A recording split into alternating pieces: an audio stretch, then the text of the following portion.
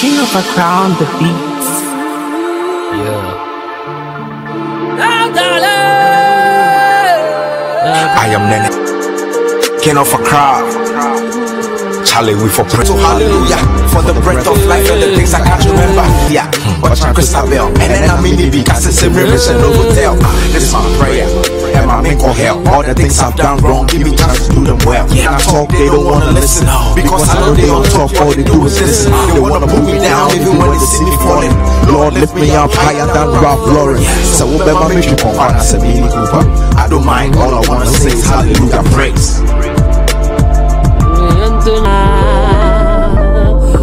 Hallelujah, praise. Hallelujah, praise. Lord, I'm on my knees. I'm begging for your mercy. I'm running for me 2,000. Me, I'm a friend of mercy. And then my money, it is you, Jehovah. Say no. Would it be a mommy be Coco Taco? It be a mamma bosso. And so, yeah, me refuse to walk from the mammy cosso. I believe I'm a boss. Yes, call me Hugo. Now, go on and see me hitting to my yo hero. And then demolition. Watch my inflation. We expected to survive with no occupation. Only motivation. Baby, you're better than Jesus Christ. A different question. You punk on, I say Mini Cooper. I don't mind. All I wanna say is hallelujah, praise. Who sent and you turned me into life. Yeah. Still you. See, when I talk, they don't wanna listen, because all they do is listen. They wanna pull me down even when they see me falling. Lord, lift me up higher than Ralph Lauren. So Obama make you punk on, I say Mini Cooper. I don't mind. All I wanna say is hallelujah, praise. Hallelujah, praise.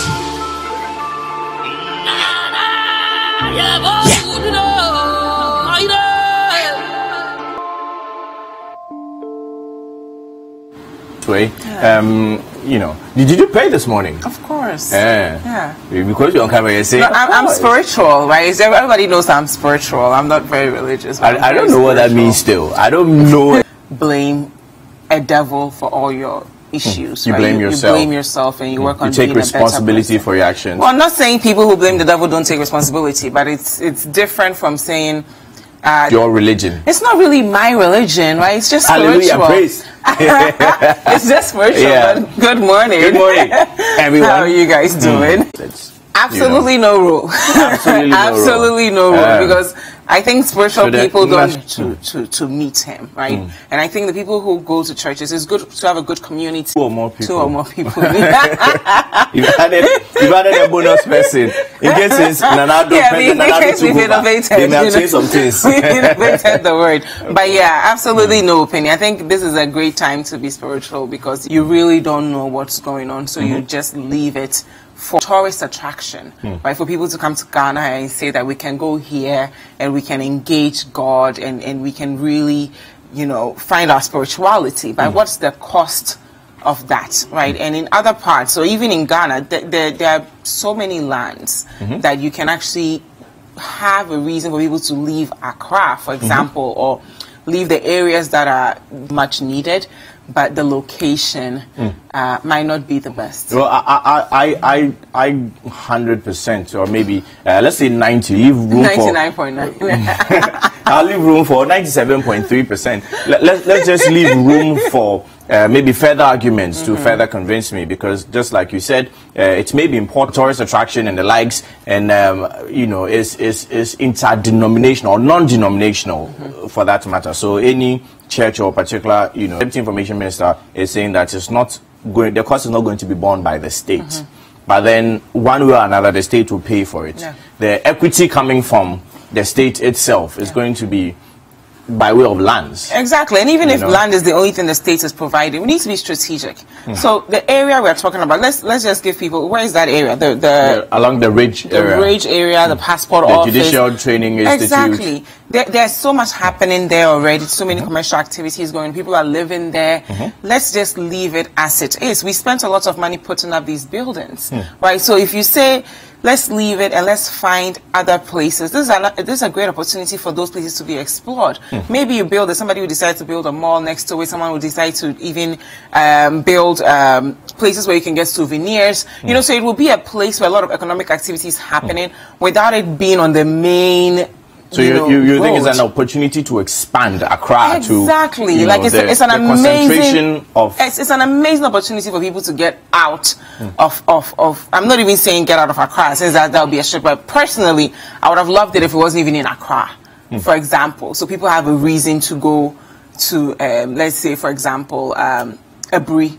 Right. The first time I went to Ashesi, so I think Ashesi is a perfect example of someone who has his priorities together. Right. So I'm not saying the people who are building a cathedral don't have their priorities together, but I think we can even learn from local examples that the location sometimes is not the most important thing, as long as there's the Rattray Park. Yeah.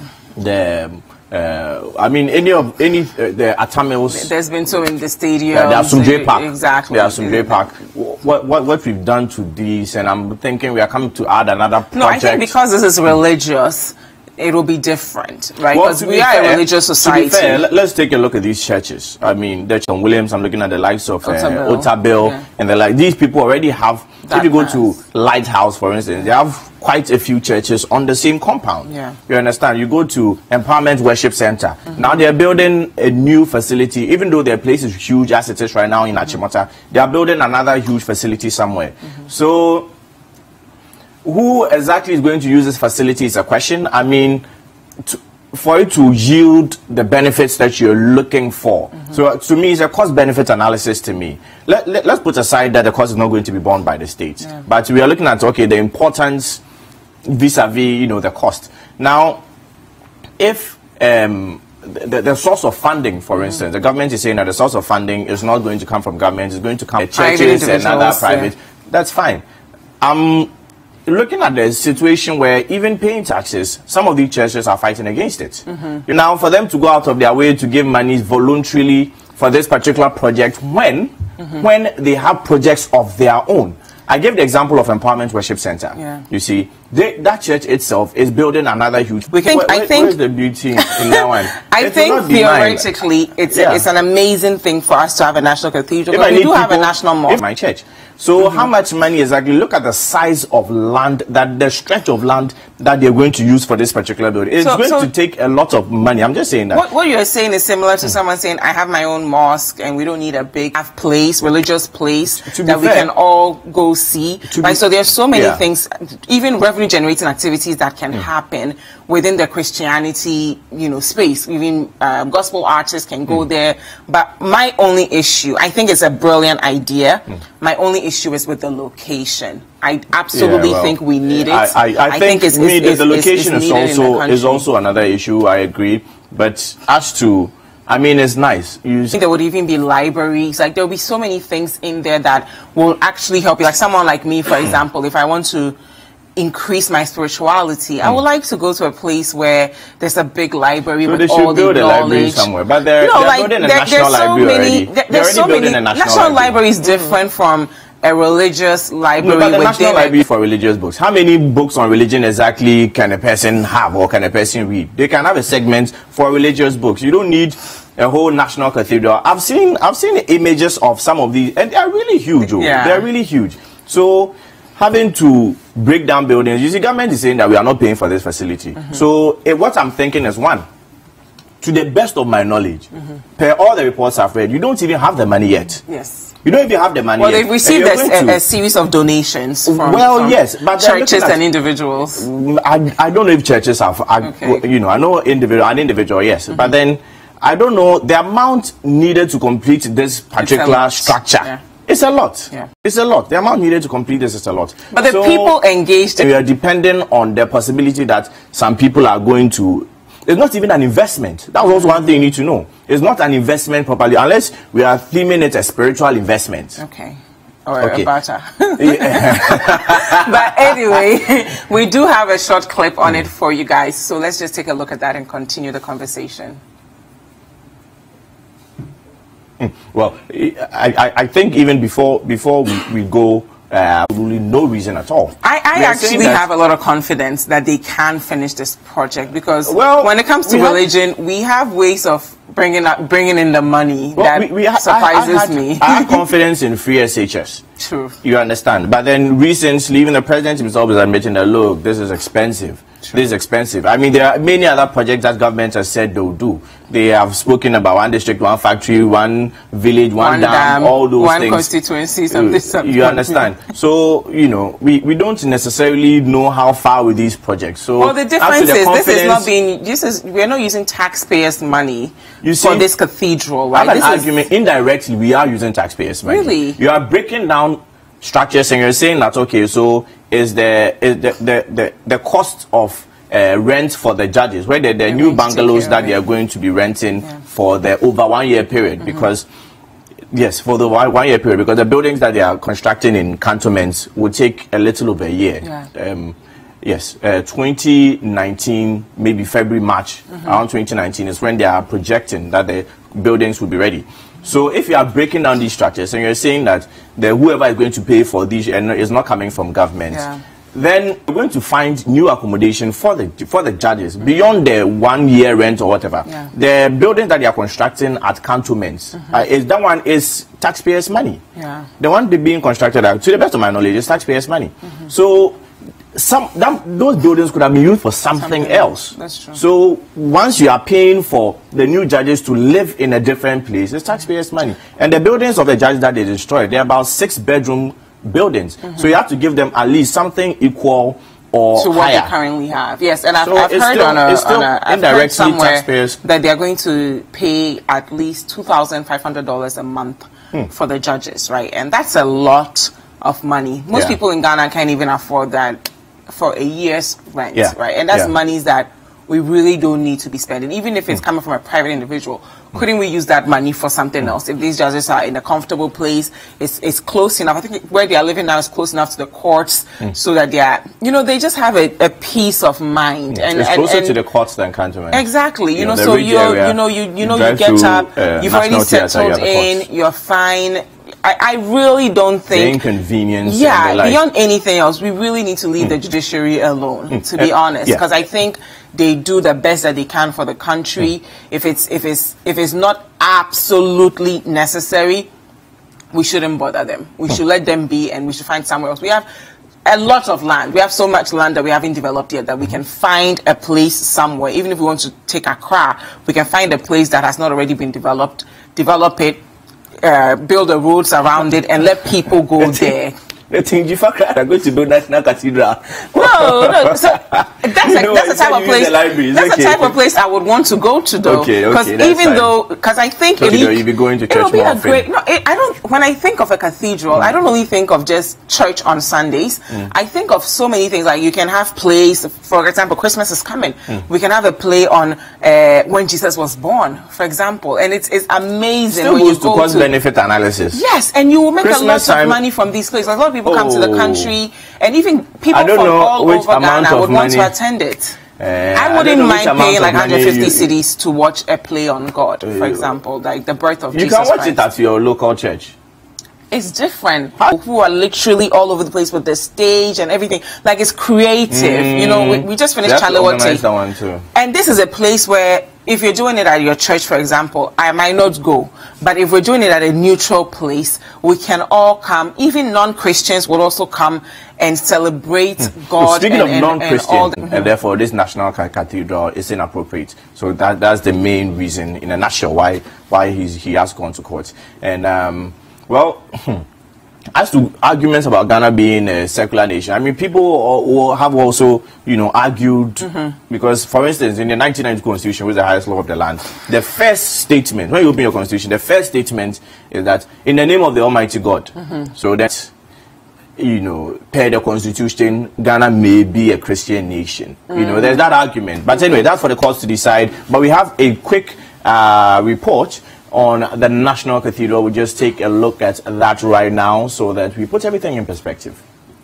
The 5,000-seat capacity project was inaugurated by President Akufo-Addo in March last year with a 13-member committee tasked with the Bible Museum and Documentation Center.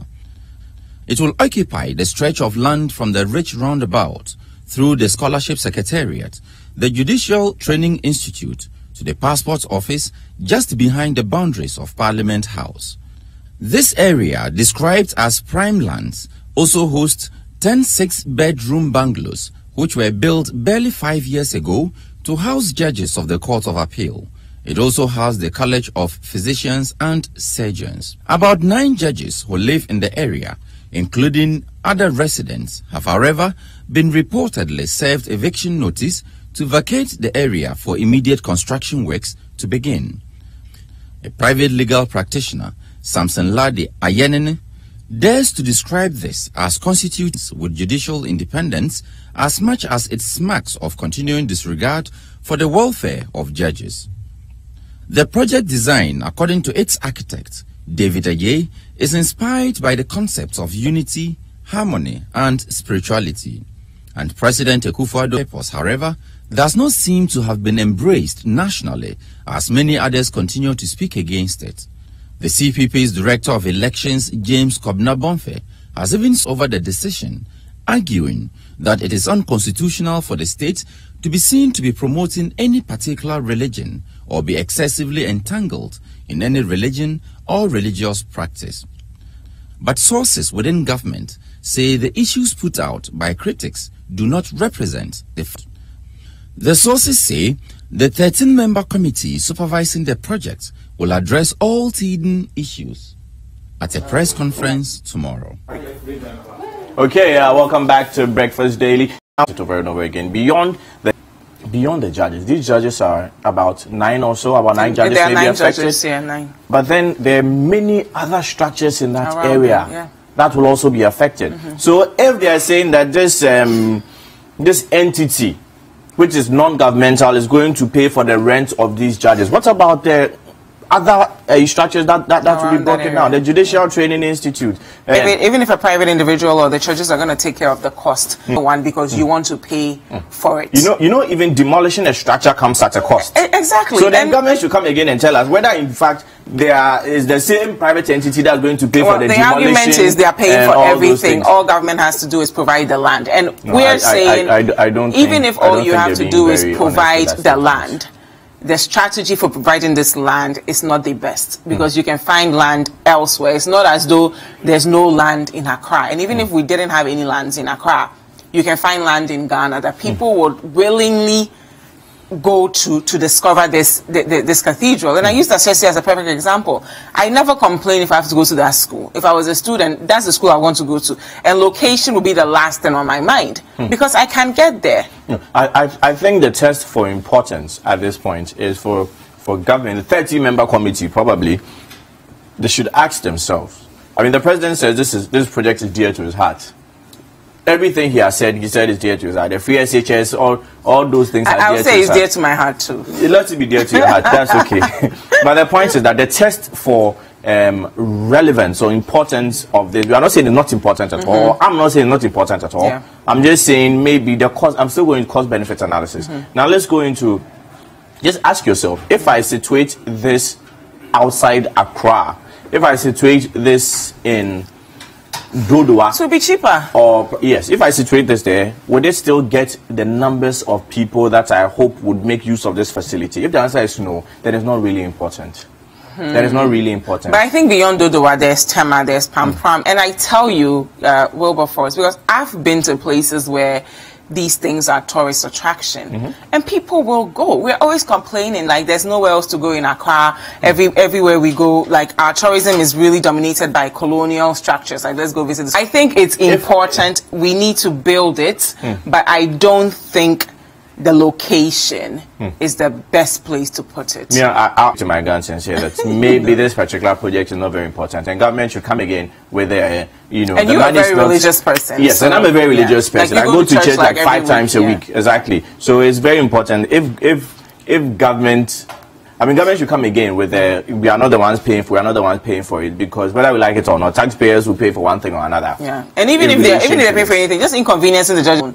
Yeah, it's not necessary. Yeah. Really. So we need to take a second look at this, maybe. And I think you know, we have a listening government. So yes, and we have other things to worry about, really. Like, people need jobs. All these bankers who are out of jobs now. Like, there's so many things we can channel our monies to that doesn't have to be a cathedral or demolishing it. So if we have this money sitting somewhere to demolish this place, I'm saying let's channel that money elsewhere, right? Let's actually help people. We also need to look at the issue of our relationship with Nigeria. I mean, really? yes. I mean, the president was speaking at the Nigerian bar, and then he was telling, advocating for the importance of, free trade amongst us and the likes. So maybe we need to amend our laws, the GIPC Act as well. Maybe. If not, then we need to find a nicer way of dealing with the issue of foreigners also trading in our because we love Nigerians. My friend my Togolese friend just came to Ghana, and he was talking to Apioko one last week actually, and he said, "Oh, I'm your neighbor," and she said Togo, and he was surprised that she actually got it right, because he was like in New York. When he meets someone and he says, "Oh, when he meets a Ghanaian and he says, I'm your neighbor," they say Nigerian. So a lot of us are beginning to even see Nigerians as our neighbors, even though they are directly next to us on the map. We have a fantastic relationship between Ghana and Nigeria. We should. But then that being said, we should have a more smart way or a more friendly way of enforcing. Another debate that happened on social media over the weekend was the fact that Ghanaians don't embrace their music self-interest first. It's very important. Anyway, so guys, keep your comments coming through with the hashtag Breakfast Daily on all social media platforms, and not forgetting the WhatsApp line 0550-585-832. News reviews next. Don't go anywhere.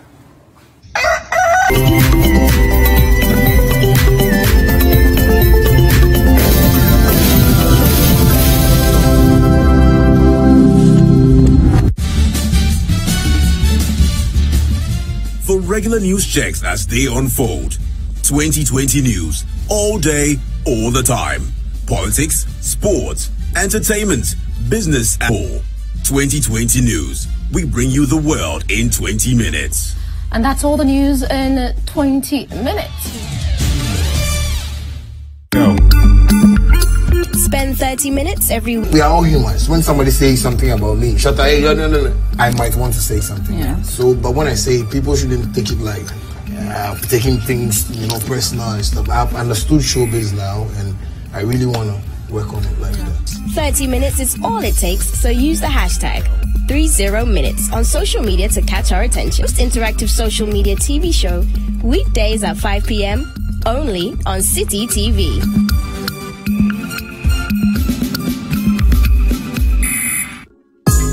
Every Thursday night on City TV, you're welcome to join women from different backgrounds and opinions as they weigh in on your relationship issues.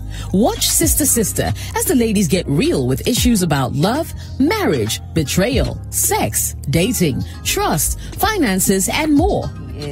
And his goals and aims and ambitions, including like marital life or children. You should know that from the beginning. And when you have a deep conversation, you should be able to sense the vibe or the energy, but you should have that conversation so that you know what you're going in for. And then you advise yourself upon what you want and what the person wants. Join Jessica and her sisters for City TV's all-women talk show, Sister Sister, every Thursday at 9 p.m.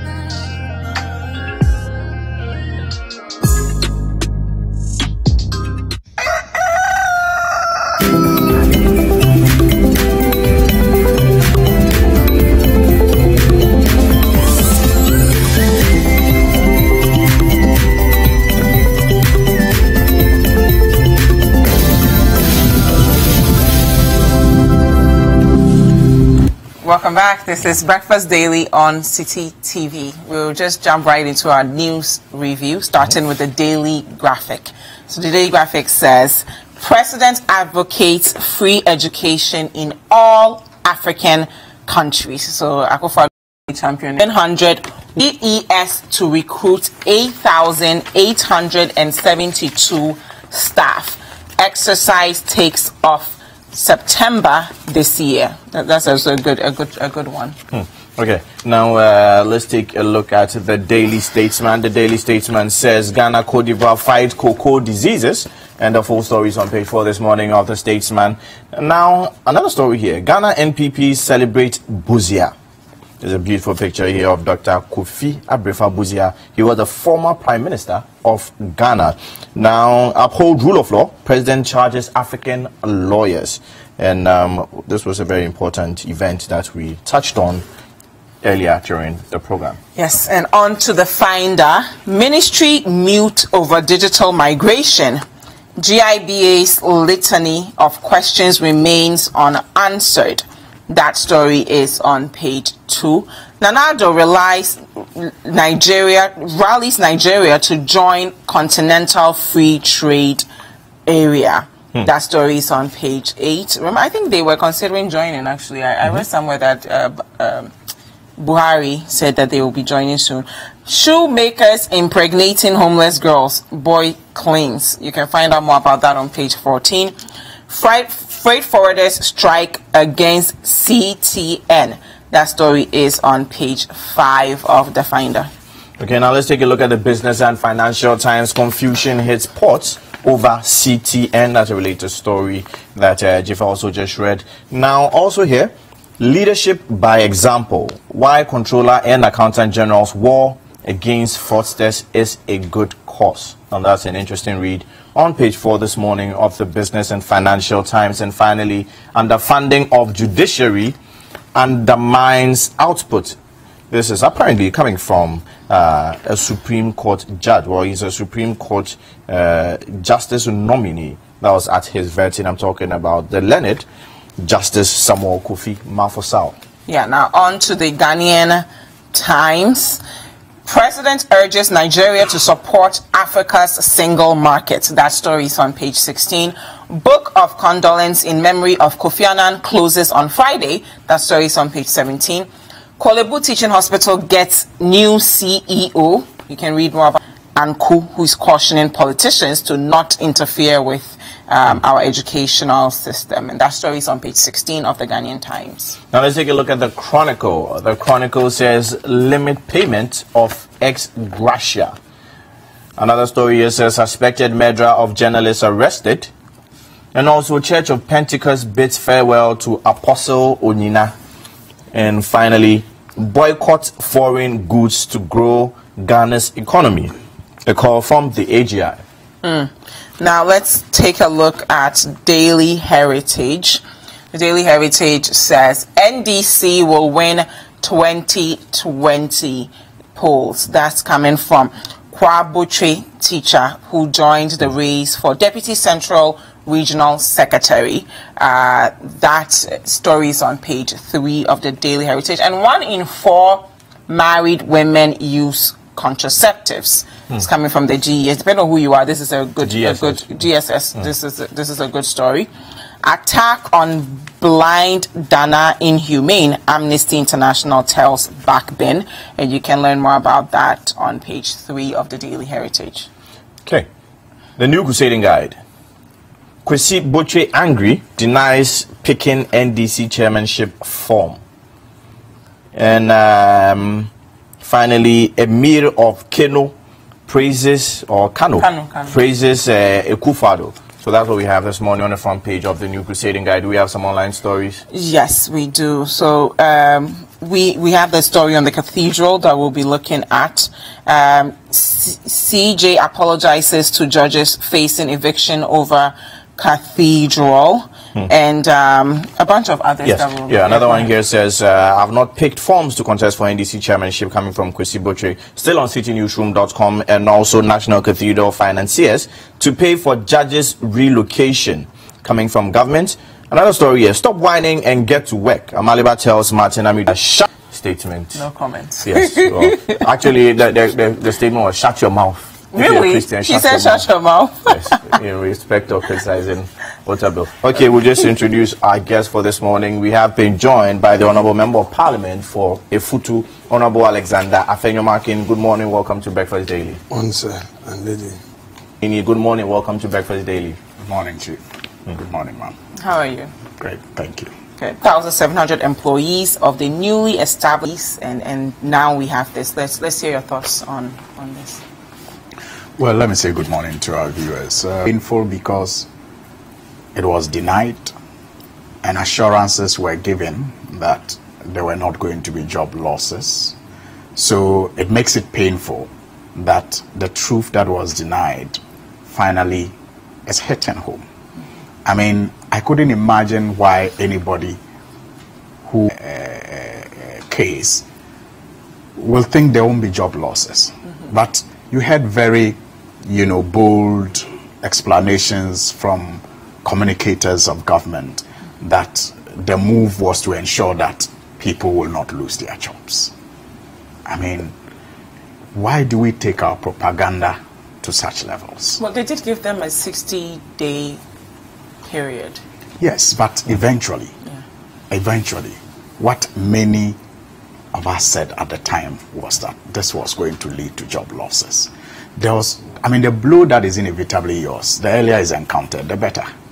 So people needed to have been truthful about what may happen, so that those who were going to be affected can brace themselves, can prepare and look for alternatives. But if you gave them the assurance that this wasn't going to happen, and now we have it on our hands, and these are just conservative figures, because for Unibank alone, we are told that about 3,900 people, are likely to lose their jobs, and that is according to the KPMG report. So if we are talking about 1,700 being fallouts from the consolidated bank of 5 banks, including Unibank, then that is a fraction of what we should expect. Because if one bank alone, the report said that about 3,700 are likely to lose their jobs, and we are talking about 5 banks, and the news again is as if, okay, out of the 5 banks, 1,007 are losing their jobs. We are still not being honest with the people. And I think that our government should cut down on the propaganda. We know that these are difficult times for the financial sector. I mean, but we should not implement whatever we think is the solution with propaganda and lies. Let the people know that, look, this is going to lead to low capital in the market for even people who want to invest in businesses. I just want to say this here. I'm just quoting what the governor of the Bank of Ghana, Dr. Addison, said. He did not say that there will not be job losses.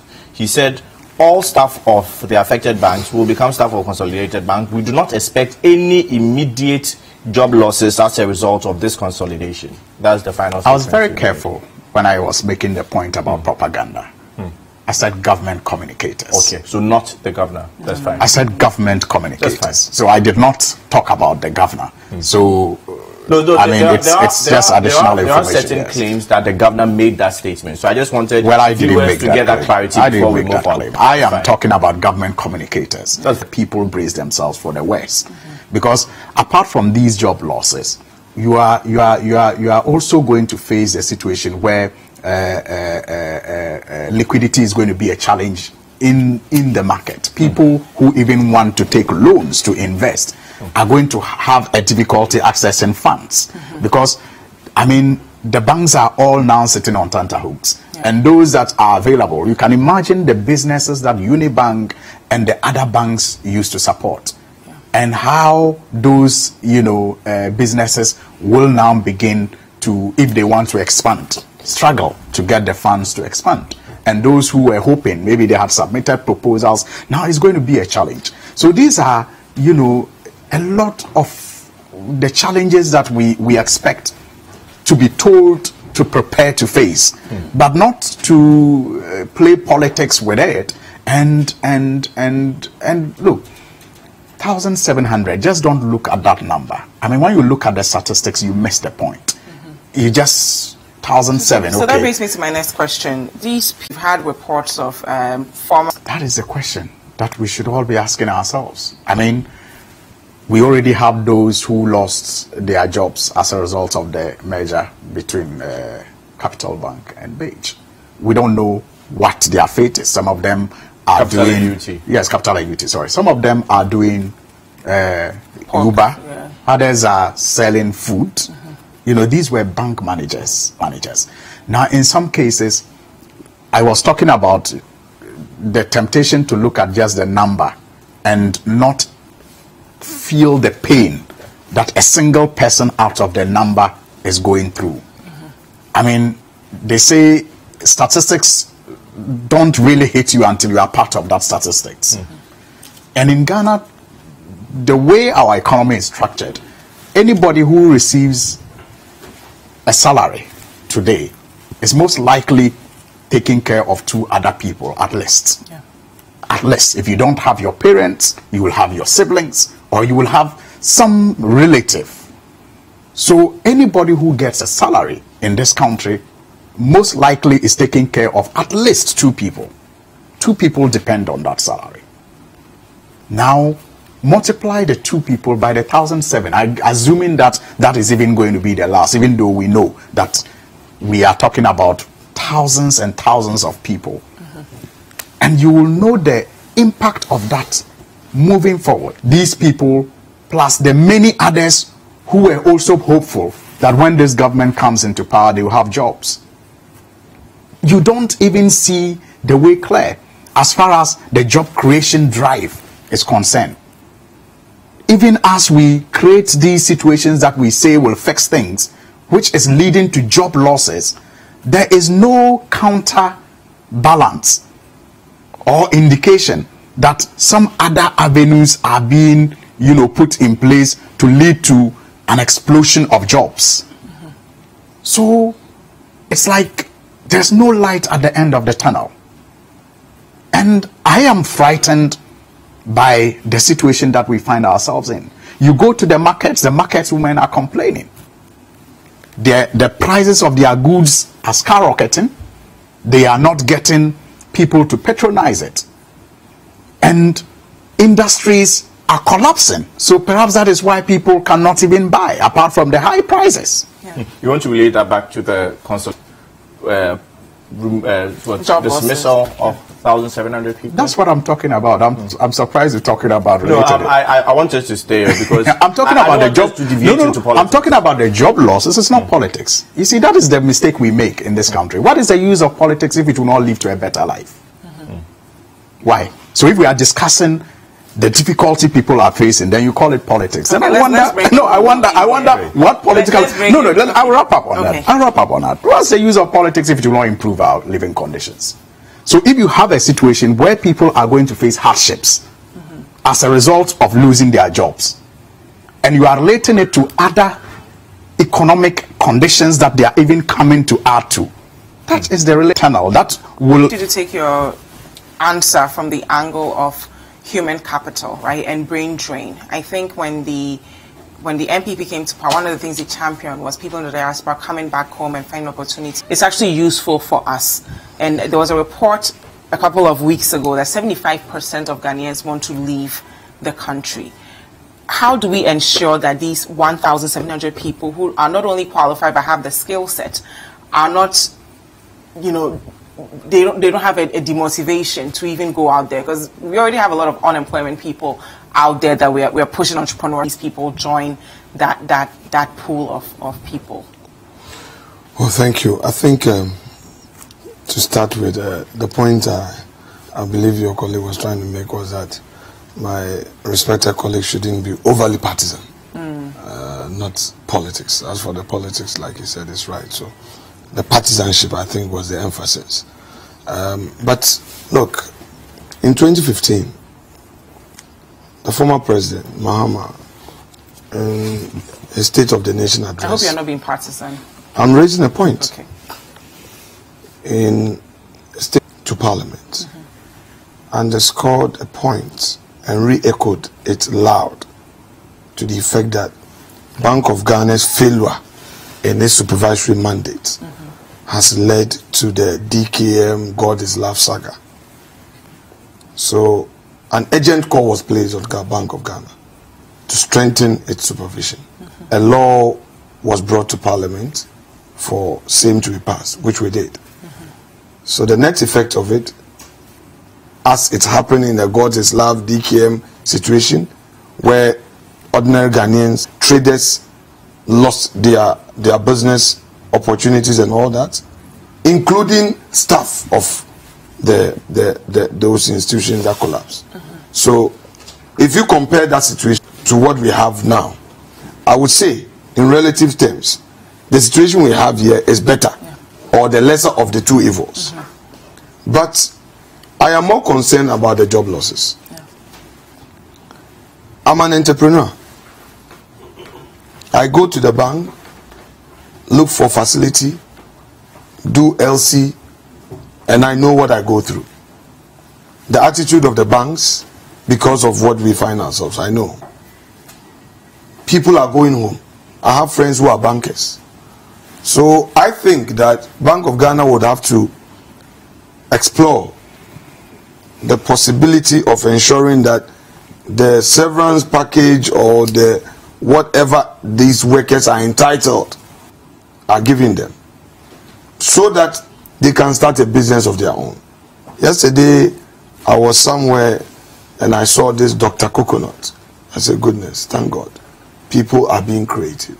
So you don't get opportunity in the formal market. You have your skill business as an entrepreneur. So, but if I cannot do it if I go home empty-handed. So that is my concern. That is where Bank of Ghana, the new bank they've set up, should engage government if they are raising capital to address some liquidity issue. Then you invest in a long-term project. So you see high-rise buildings, you see some of these banks, they are all going into real estate because they've heard that, oh, if you get in there, you get returns and all that. It takes about 2 or 3 years to put up a high-rise building. It may take a year to put up some apartment or whatever. You've invested, you've locked up the capital. Liquid is a problem, and then at the end of the day, everybody else is suffering. This aspect tells me the essence of the financial sector is liquidity. If and everything of yours is locked up on the high seas, you are poor because you don't have liquid. The famous merchant of Venice, Antonio, it wasn't that he was poor, that he had to go support to have a wedding. He had money, but we didn't have the liquid, so he had to depend on somebody, give it to a friend. My point is that the way we invest in the long term may even affect us. So that is one thing or rely on. But Bank of Ghana must sit up. They must not sit up because MPP is in, and leave up to the mandate given them by law. So that, as I said, we come and sit here, depend on which divide you are. Somebody's problem, you have to carry it. When they messed up DKM, God is love and all that, it wasn't NDC that did it. But NDC paid dearly for it. Let's be frank. It wasn't a government that told this government would put in the necessary support systems, not to interfere, but to ensure that Bank of Ghana, Suhini would have 1 or 2 friends who are bankers who perhaps may be losing their jobs. He may be having family members. At this stage, this is not NDC, CPP, MPP matter. So we have a duty to call on them to do the needful. Ensure that in your supervision, you ensure that the right systems are in place. And forgetting that there were real risk takers, there were real issues in the financial sector that required their attention. They failed. If you go to FIC today and you ask them to give you all the freezing data, I can assure you, because I've always been in court, that 99% are account frozen against people who are out, I'll call the Sakawa boys. Iyoko, same thing. The prosecutions is Sakawa boys. So is it the case that they were brought into being to chase Sakawa boys? When the real people, the real offenders of the law are being allowed. And today, we are going through this. So I am for the institutions to be strengthened. I am for the institutions to do their work without looking at faces. Because at the end of the day, if they do it right, all of us will benefit. Nanado has introduced a free SHS. He's brought in NACO to address graduate unemployment. electricity tariffs have gone down. But today, we are talking of unemployment. When this double track system came, people expressed their concern. But GES is making adverts that we are going to increase employment, going to open the space for more teachers to be employed. What would be the effect of all of these social interventions if we still have crisis at our hand in the financial sector? So government has a duty to not to compel, but to prompt BOG to live up to its mandate. And the cooperation of the opposition on an important national issue like this is very, very much solicited. Not to be overly partisan and to say that, oh, there are job losses, crisis, as if there was no crisis experience. We I need to conclude. We are not hearing a deep discussion. Let me learn properly. Let me learn properly with regards to this matter. I beg you. You are becoming counsel. Let me learn properly. So this is one I have. You can say your point. Thank you very much. Now we'll go for a quick break. Remember to send your messages with Breakfast Day, also of course the WhatsApp line 05.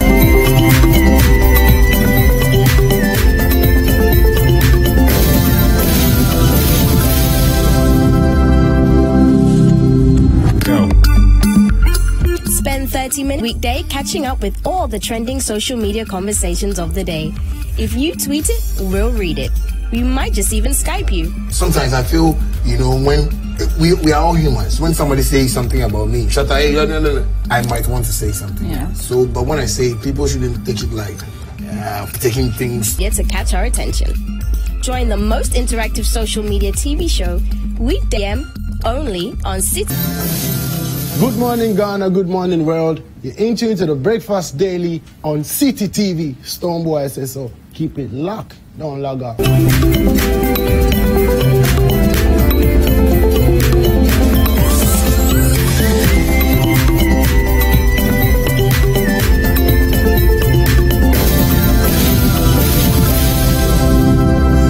Welcome back. This is Breakfast Daily on CCTV. Now, before the break, we were discussing validated by concluding remarks on that topic. Yeah, so the issue of the National Cathedral. So really briefly. Yeah, so like you rightly put it, the life, the conditions that these people are going to live is very important for us to discuss. And when we do so and call on government to be very honest with them and to provide them with the package that they deserve, that is not being partisan like my brother was suggesting. That is just calling on government to be responsible, to do what it has to do so that life will be better for whoever, because we don't even know the party colors of the people who are affected, but they deserve a better future, even as they go through this. So if you make a call on government to do what it's supposed to do, to make sure that life is better for these people who are affected and others who are also very hopeful that they will get jobs in the in the reign of this government, it is only appropriate that we ask them to do so. And then he talks about... While you're on that point, one question that I've been asking is it really government? Take these 5 banks that have come under the consolidated bank. Is it government that's supposed to pay their retrenchment packages? Because the consolidated bank itself is Ghana Limited. It's now a company having its separate legal identity. So should it not be the bank as an entity to pay these people, as it has assumed the assets and liabilities of the singular banks as they initially stood? I like the attempt to segregate the issues, but the fact remains that I think the finance ministry is one of the few positions that the person to feel it is defined, and so you have a government in place that is supposed to appoint a finance minister, and the finance minister is supposed to oversee the financial transactions and financial institutions in the country.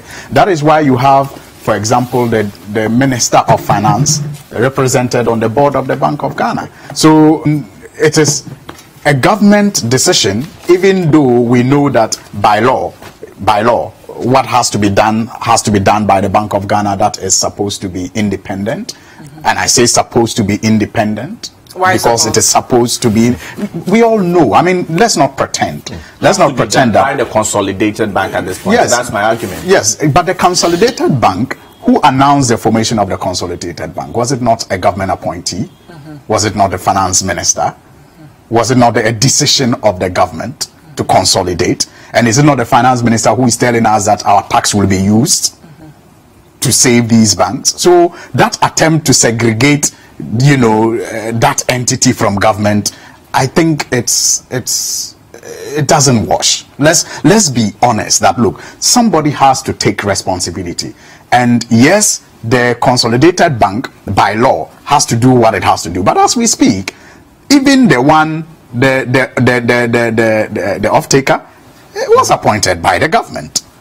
So if I'm calling on government, my call is right, you know, so that they can fast track some of these things.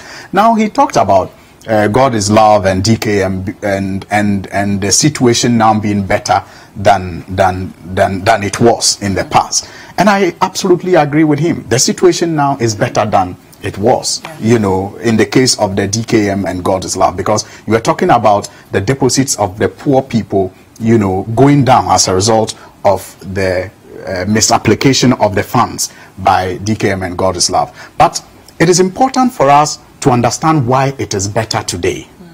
It is better today because leadership at the time took steps to make it easy for us to deal with situations like that. So at the time that DKM and God's love was happening, we did not have the requisite laws. We did not have the requisite laws. I'm wrapping up.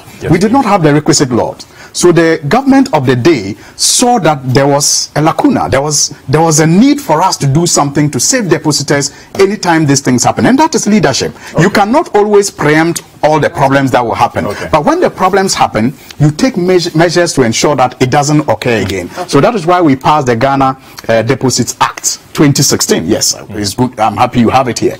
So it was promoted and passed by that government. And so based on this act, and he's sharing it with me because I have gone through it and have seen his contribution. He really contributed a lot to the, you know, passage of this law. But it is because this law now exists that this government today can prevent the losses that we saw in the case of God is love. Thank you both. So the next topic. Really briefly. Okay, let's move on we to shouldn't let Honorable speak on this one. He's done. We'll just move he on. Doesn't have anything more to say. We were talking about this earlier. 9 judges evicted to make way for National Cathedral. So the president has been petitioned to consider a plan to evict from their Rage Roundabout residents in Accra to make way for a 5,000-seater National Cathedral. Can we get your initial thoughts on that? When Akosombo Dam was being constructed, I'm sure people lost their farms, lost properties, but arrangements were made to address those concerns. Equally so, when any step is being taken, as is the case we find at our hand, there may be some few challenges, and I'm sure the government and the Christian Council are putting in place measures to address these concerns. I read in extenso the views expressed by my respected colleague Samson Ladi Ayenini, and I agree mostly with the issues he raised, to be frank with you. So what is important now is how these must be addressed. People are talking about costs, that, oh, why is it that we can't get another place? Why that particular location? And I recall again that when the Latter-day Saints, Church of Jesus Christ, the Latter-day Saints, the Mormons, were putting their edifice on that ceremonial commercial road, few same concerns were raised. Why sell that piece of land to them? That place should house banks and businesses and all that. So you likely to have people expressing their own views on some of these, and I agree. They have to. People want to look at costs. That, oh, if the judicial service, you put up some bungalows there and all that, why, you know, break them down? Why demolish? Why? So these are all concerns that are being expressed. It has to be looked into. Somebody has petitioned. I'm not directly involved in this matter, but I'm sure that those in responsible positions have considered all factors, all right, and think that it is necessary to have the thing there. And the emphasis, as others would want to put it, is on cost. That why spend waste public funds to construct another bungalow? That's what I gather that to be. So let's see how these concerns as expressed are addressed. But it is equally important again to make the point that the project is not being funded with public funds.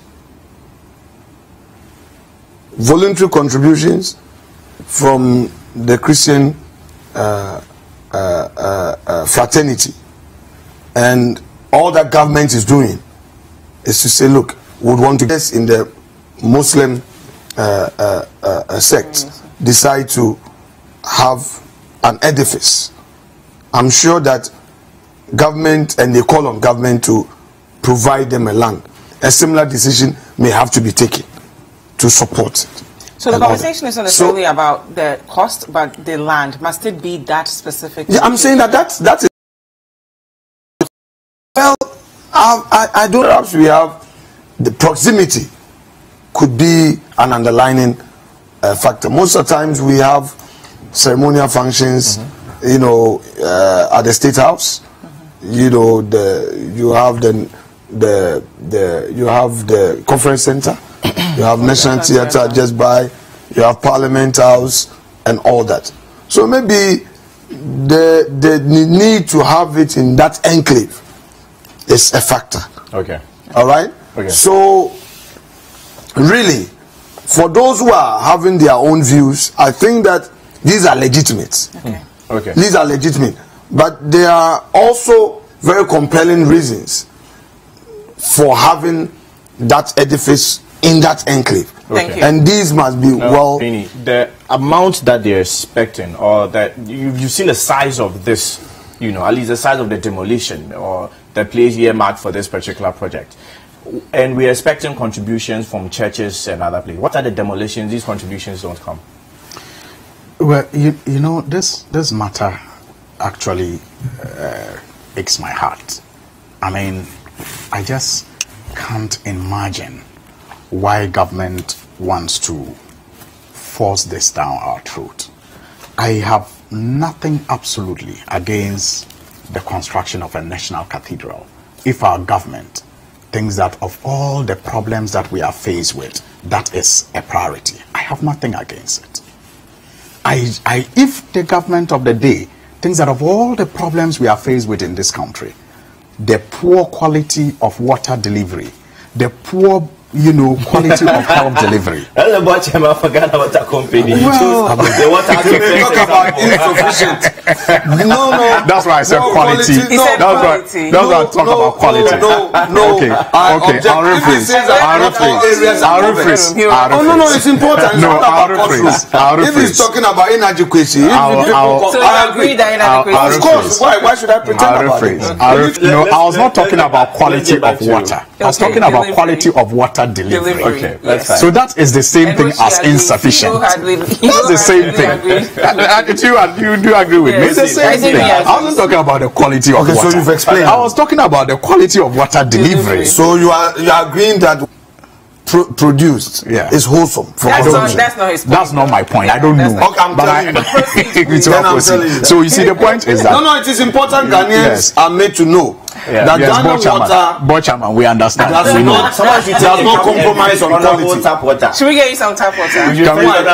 If we want the quality is wholesome enough, you brought it. You have guaranteed that. Please continue. So the point I'm making is that if our government of the DNC, the fact that our education system is in shambles and we don't have enough space to accommodate the in people 2017 it was in shambles 2017 who are going into secondary school, and of all of this, the government thinks the priority is to construct a national cathedral. I have nothing against it. Not being borne by them. The cost not being borne by them. You see, I will address the issue of cost. I think that is deceptive. And that is why I said it gives me heartaches. Because, look, talking about renting for the judges who are currently going to be affected by the demolition, are you going to rent with paper? No, the government or says with leaves? They are not the ones going to rent. It's a private entity. No, okay. They are not the ones going to rent. What about the reconstruction? What about even the cost of the land? That's what I'm saying. I will. So the state is rich because the state has that land. And the state is giving it away and is telling you that it is not contributing anything. It's not going to affect you. And you accept it. No, but it's insulting to tell me that. To be fair, it still remains state land. It remains state land. To what use can it be put?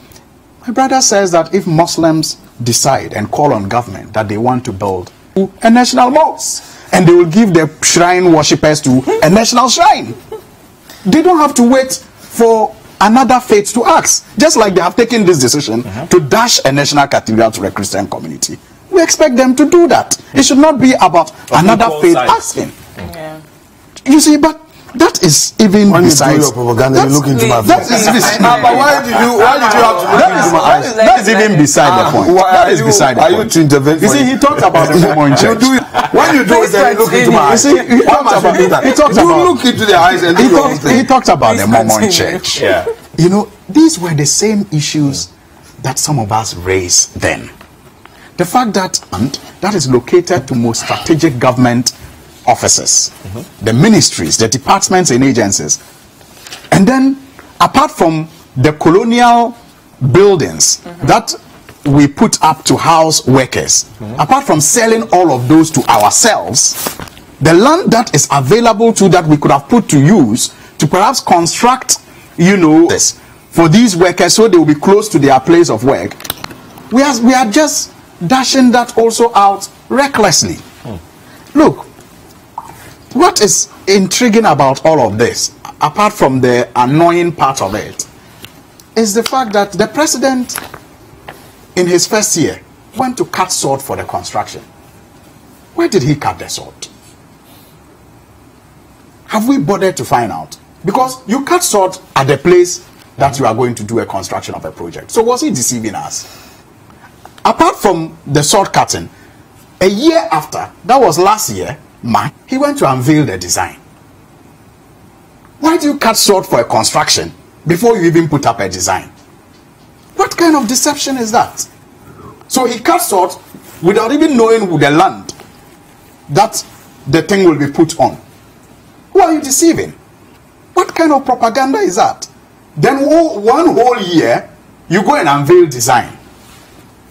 And now, indicating to us that you are going to demolish a place that accommodates not just judges, but the Judicial Trading Institute, the Passport Office, and other very strategic institutions. And you think those are not important. Look, you are going to put the judges as it's been suggested. Maybe before I even talk about where the judges will stay, it is important we look at the quality of buildings we are talking about. Where the 9 judges stay, the buildings we are told are less than 6 years old. Okay, well, a report I'm reading here said the sword was cut and the design was unveiled the same day, that's 6th March last year. No, the sword was cut 2017. I mean, that was March 2017. And this year, March, the design was unveiled. Check. Okay, proceed. Yes, 2017 when he was going for swearing in, he stopped to cut the sword. Okay, let's move I still on to remember. the next. And then when he was going for swearing in. Check. Let's move on. No, to when the he was going for March, Let's the move March, on to the next topic. safe March. When he was his first safe March. Thank you. His Thank first you. safe March. Thank you. Okay. So we'll read from Ghanaian time. We do have to know. Okay, just wrap up briefly. I've not said much. Okay. You see, it's important that we look at the quality of the buildings that are at stake here. The quarters, we are told, are less than 6 to 7 years old.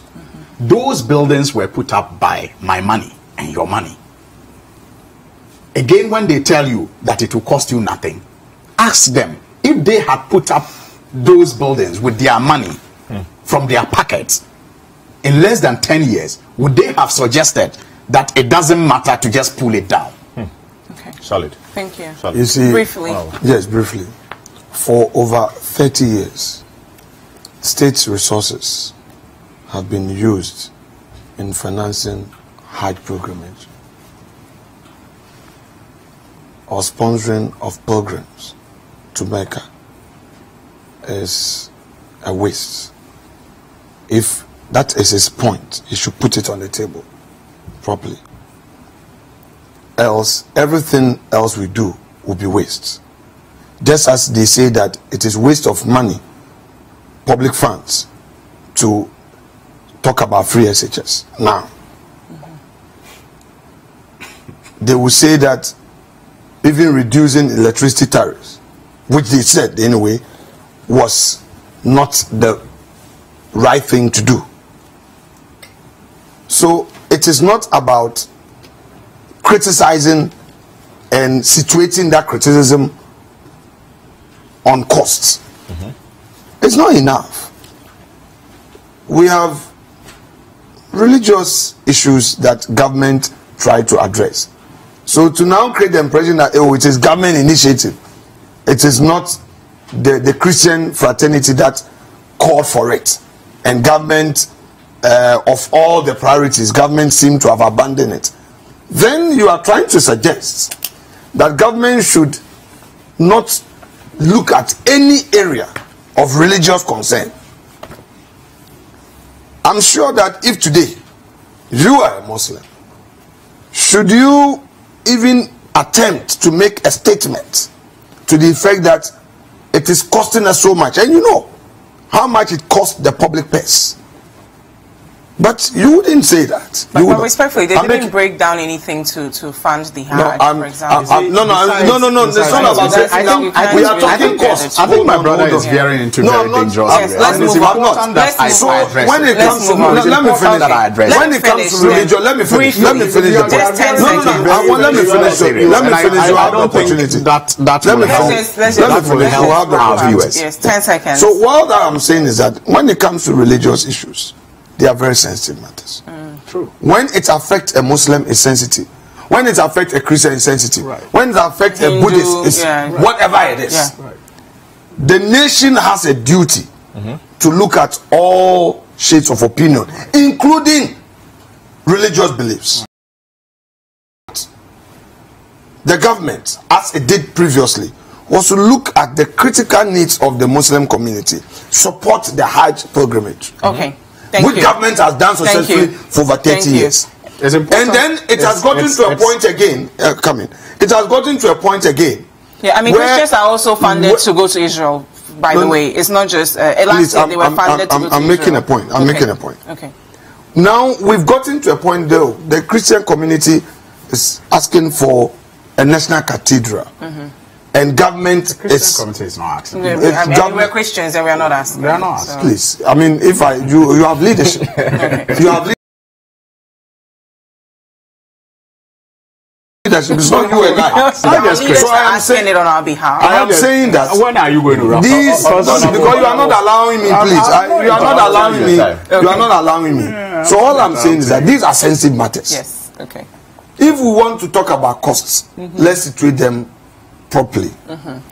Let us at least give government the space to address concerns by the Christian fraternity. Thank you very much. And whatever it is about costs, just maybe under 1 minute. You see, first of all, my brother is wrong when he says you disagree. No, let him. You disagree. Well, I have said it here that I have nothing against the construction of a national cathedral. Oh, okay. I'm not opposed to it. All right, sure. I mean, then that's so you missed that point. So no.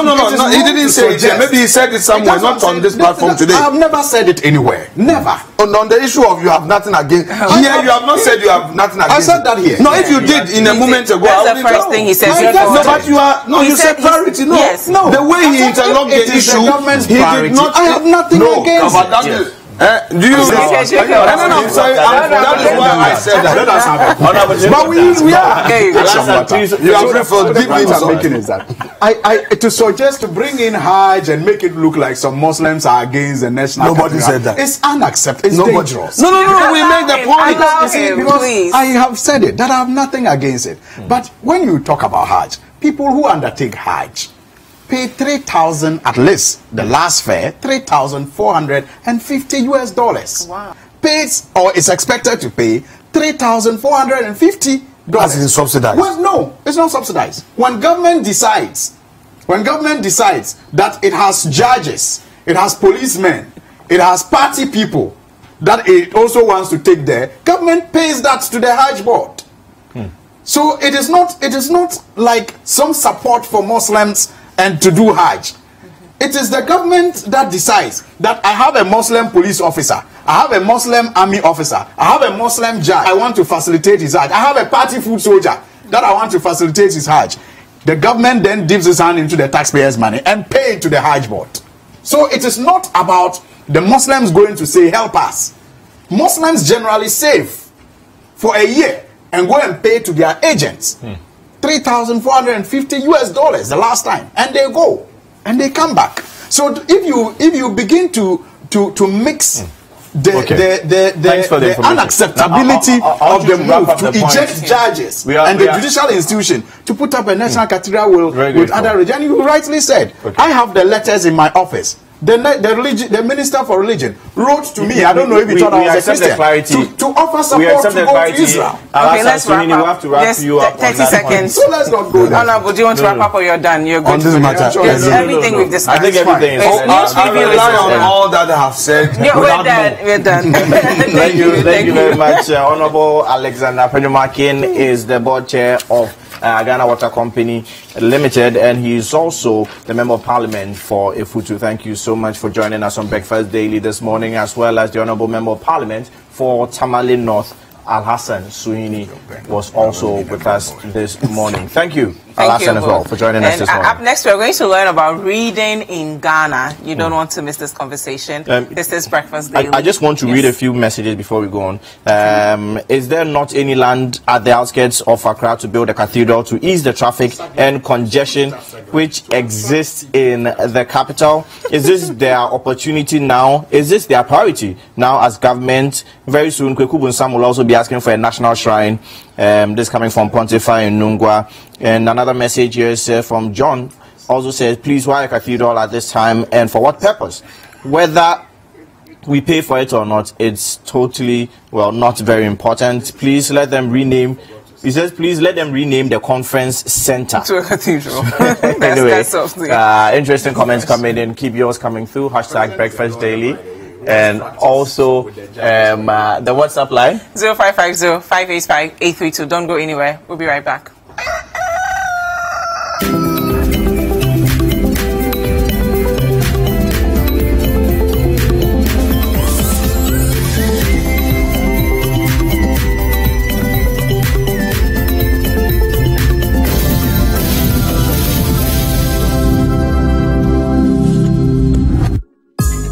Every Thursday night on City TV, you're welcome to join women from different backgrounds and opinions as they weigh in on your relationship issues. As the ladies get real with issues about love, marriage, betrayal, sex, dating, trust, finances, and more. And his goals and aims and ambitions, including like marital life or children. You know that from the beginning. And when you have a deep conversation, you should be able to sense the vibe or the energy, but you should have that conversation so that you know what you're going in for. And then you advise yourself upon what you want and what the person wants. Join Jessica and her sisters for City TV's all-women talk show, Sister Sister, every Thursday at 9 p.m.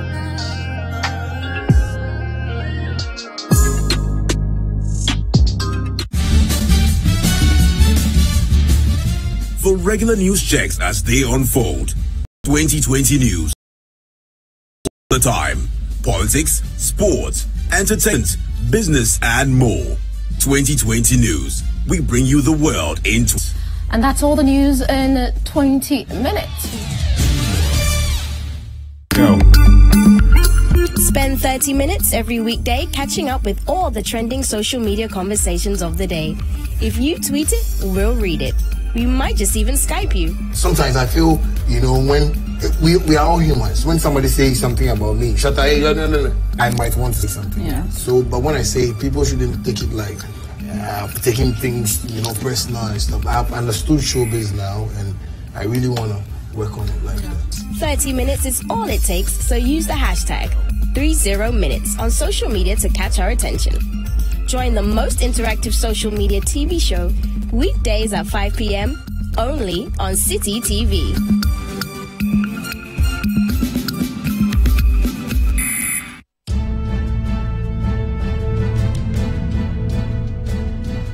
It's engaging, detailed, and loaded with factual and incisive analysis. It's The Big Issue, your preferred Saturday morning news and current affairs analysis program on City TV. Tune in this and every Saturday at 9 a.m. and hear the news. Training shadows.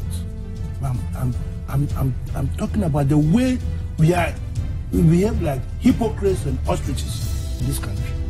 At that time, she was a perfect person. It's The Big Issue with Stella Madonu on City TV. This and every Saturday at 9 a.m.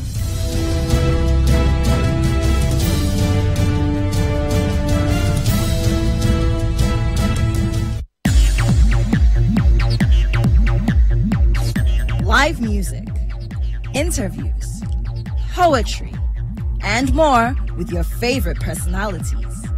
Be our guest on Saturdays from 2 to 4 p.m. for the most exciting moments on TV.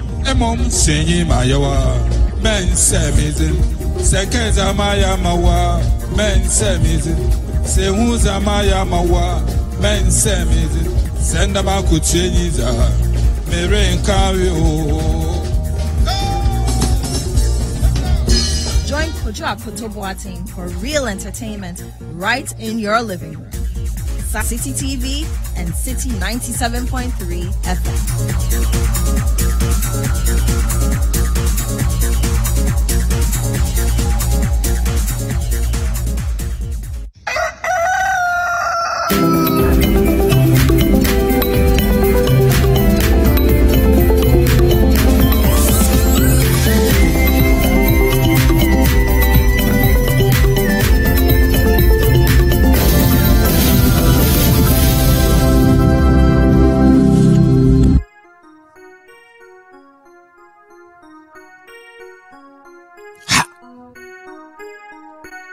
Corruption and bribery, killing all our souls, how could that be?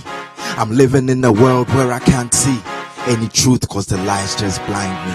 Now all the wars and fight in my sight keep bringing darkness close to my light. The reason why I can't even sleep in the night is because the air we have is just not right. Now eyes right, look at the pain that we go through. We can't even afford to eat good food. I don't even know where and who to put the blame on, so I'll choose you. One life lost, another life found. We think we're moving up, but we stuck to the ground. You rob me of my wealth, joy and smile. I'm living in fear. Say we the patch backstage. No, they mean say me, then you go there the same page. No, they mean say tomorrow you go upstage. No, they mean say your story go day front page. So you for set me free. Better get ready for wicked delivery. That freestyle, but the styles ain't free. Me nya brain, nya me penny BET. Listen, more mess with a rapper. Da me team because me ye kaya. Yeah, I'm getting real paper. I wanna be the world's best entertainer. Hey, more than a petre. I said nyamo yeno we no see before. Hey, say walla beast. But me my song go to break boundaries. Listen, hey. All bad luck, go back to the sender. Where you know they go, it be there, I they enter. Many good shows, it be me, I they render. See, I be the boat, you be the fender. A banner skills are my fa. Your brain I they scatter. The higher I they go, I they get more tougher. Stand up for my rhymes, I command like a soldier. Ha! Listen, hey, I no get time for your apology. I can be the best friend of your enemy. See my rap climb hills, no be Beverly. And the beat is just poison. So listen, make a rap fast or make a rap slow. So you go give me 5 or you go give me blow. Charlie, make I feel the Pope. Gunshot, make I feel the Pope. Hey, So make a rap fast or make a rap slow. Now or you go give me blow, Charlie, make I feel the pull. Gunshot, make I feel the pull. Listen, see this beat hip hop, real hip hop. Yeah, I do it for the streets and I don't stop. And I'm growing from the ground like a new crop. Very soon I'll be going round like a good clock. And I go TikTok and I'll be heavy selling. Better call me cash crop. I don't know about you, but I won't stop. My mind is set till I'm dead drop. Till I'm dead drop. Hey, cause I'm signed to the game. I'm signed to all the hits at them. Tire all the boys on the streets, all the fake at them. You don't cry on me about them. Then tell me say my time go come. Now I'm going in. Tell them say me I'ma go get them. So I they come back with new thing, new fire. Give me the road, give me the car, give me the black lighter. Then world beyond me when I started opening books and just reading possibilities. And Victor Odonko, who is the program coordinator of Infinity 90, nice. Jennifer Osei, member of the USU. How are you? Okay, thank you. So Victor, I'll start with you. Please tell us a bit about the 970 Infinity, how it started, when you decided to. We are a social behavior change communication agency. So social behavioral change communication yep. agency. Yep. Okay.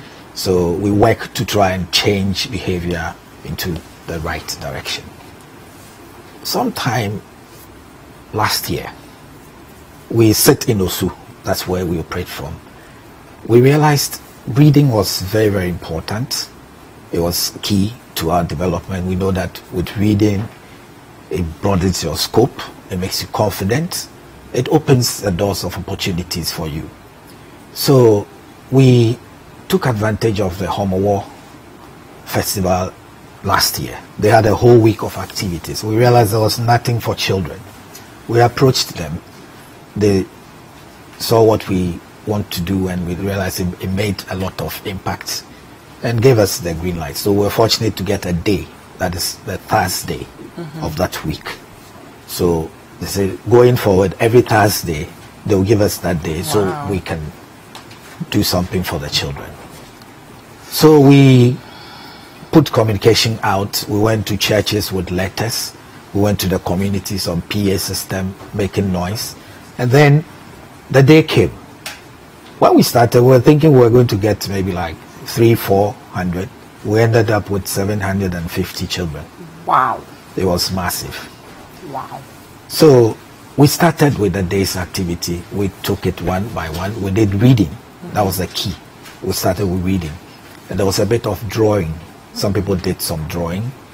And then we had a career engagement where they had opportunity to meet professionals directly.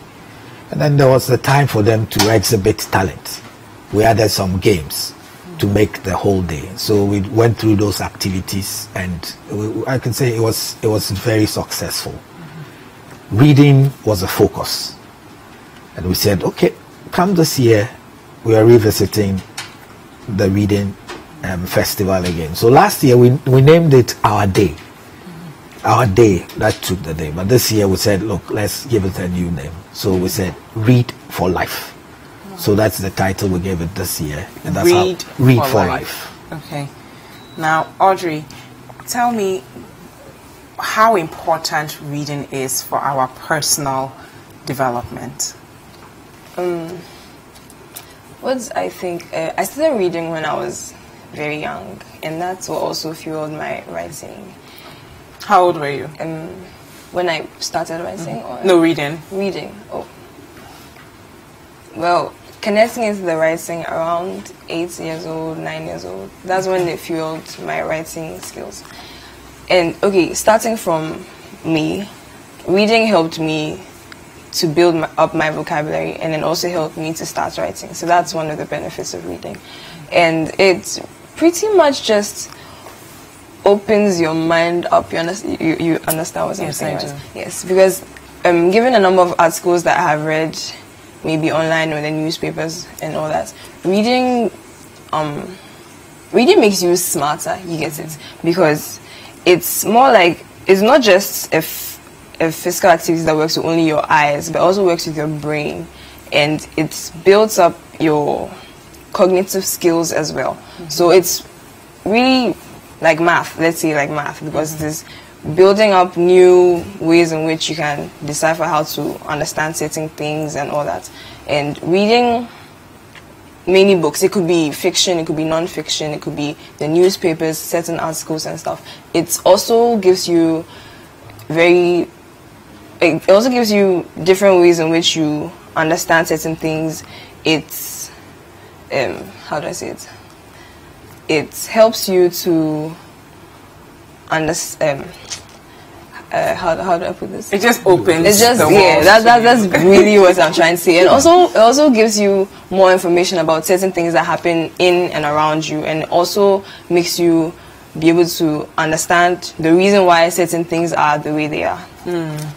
Okay, now Victor, let me ask you. There's this myth that if you want to hide money from a certain group of people, put it in books. And I've always had an issue with it, because I think it's not the book, it's the kind of books that we provide our children. Now, I want you to debunk that myth and also let us know at what age we should engage our children in reading and what that does for them as far as shaping their minds and letting them know, you know, just you talked about confidence, but also letting them know that the world is theirs and also learning from other people's experiences. Okay, like I said earlier, we are an SBCC, Social Behavior Change Communication. That is one thing that we are trying to get to, that if we're able to change behavior and make people know that reading is all. Even in mathematics, somebody will say, oh, mathematics. Yes, if you cannot read the sentence and understand it, there's no way you can answer the question. So reading is everything. So we are working to debunk that very statement that if you want to hide something, if you want to hide something important, put it in the book. That's where we are working. We want our children to know that information is there at the tips of their fingers. These days, you take a phone, you can read something. You take a newspaper, you can read something. And it's anything, just make it a conscious effort to read. Read everything.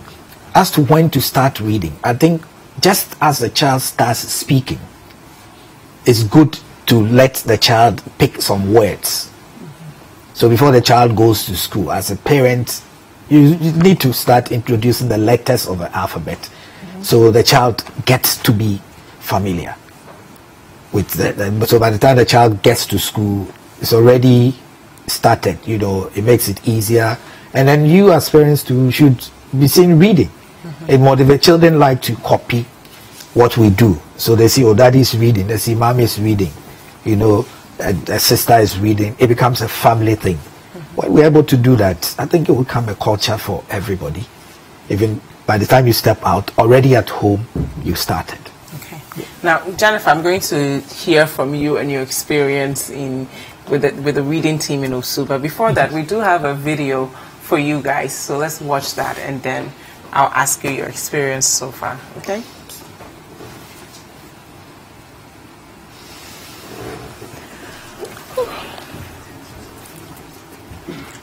So, Victor, what's happening here? Yeah, this was last year's activities. Okay. It gives you a picture of wow, that's the amount of kids who showed up. Yes, it was massive. Wow. They did some drawing, like I said. And then, wow, and they were drawing. Yes, they did so some drawing. Reading. And virtually were put on stage to do their reading. Wow. Yeah. So you're not only reading, you're also working on your public speaking. They were reading stories, and then there were judges, and then the finalists got presented with some career engagement where they had the opportunity to see professionals. So if I want to be a doctor, I get to speak to a doctor. Yes, the doctor was there. How do you become a doctor? The doctor tells them you need. And then one group of people that you'll be surprised the children love were the military. Really? Why? What is it about them? I don't know. They select what sort of career professionals they were. And the military talked. Wow. I mean, it makes sense that they... So they told them to read, encourage them to learn, so that if you want to be a soldier, you can... Wow. Okay. That's amazing. Look at how engaged they are and attentive they are. Wow. This is amazing. So how long was this? Is just one day, the first yes, it was day. a day. It was one day. From what time to what time? We started last year. We even started, but this year we. So that was the end. So were there? That's amazing. Okay. So Jennifer, how are you? Tell me, when did you start reading? How old are you now? 11. Well, tell me about the community. What's the community like? Do you meet other kids? Do you have fun? Yes. Okay. And when I started reading, I feel something like the keywords are very hard. Some words are very hard. Okay. Then you wrote the words down. You opened the dictionary and you found a definition of. And how did you feel when you discovered that? I feel I'll learn it, so that if I went someplace and they ask me, I can answer it. Wow. So just like Audrey said, you were expanding your vocabulary. Now, did you meet? Started reading, and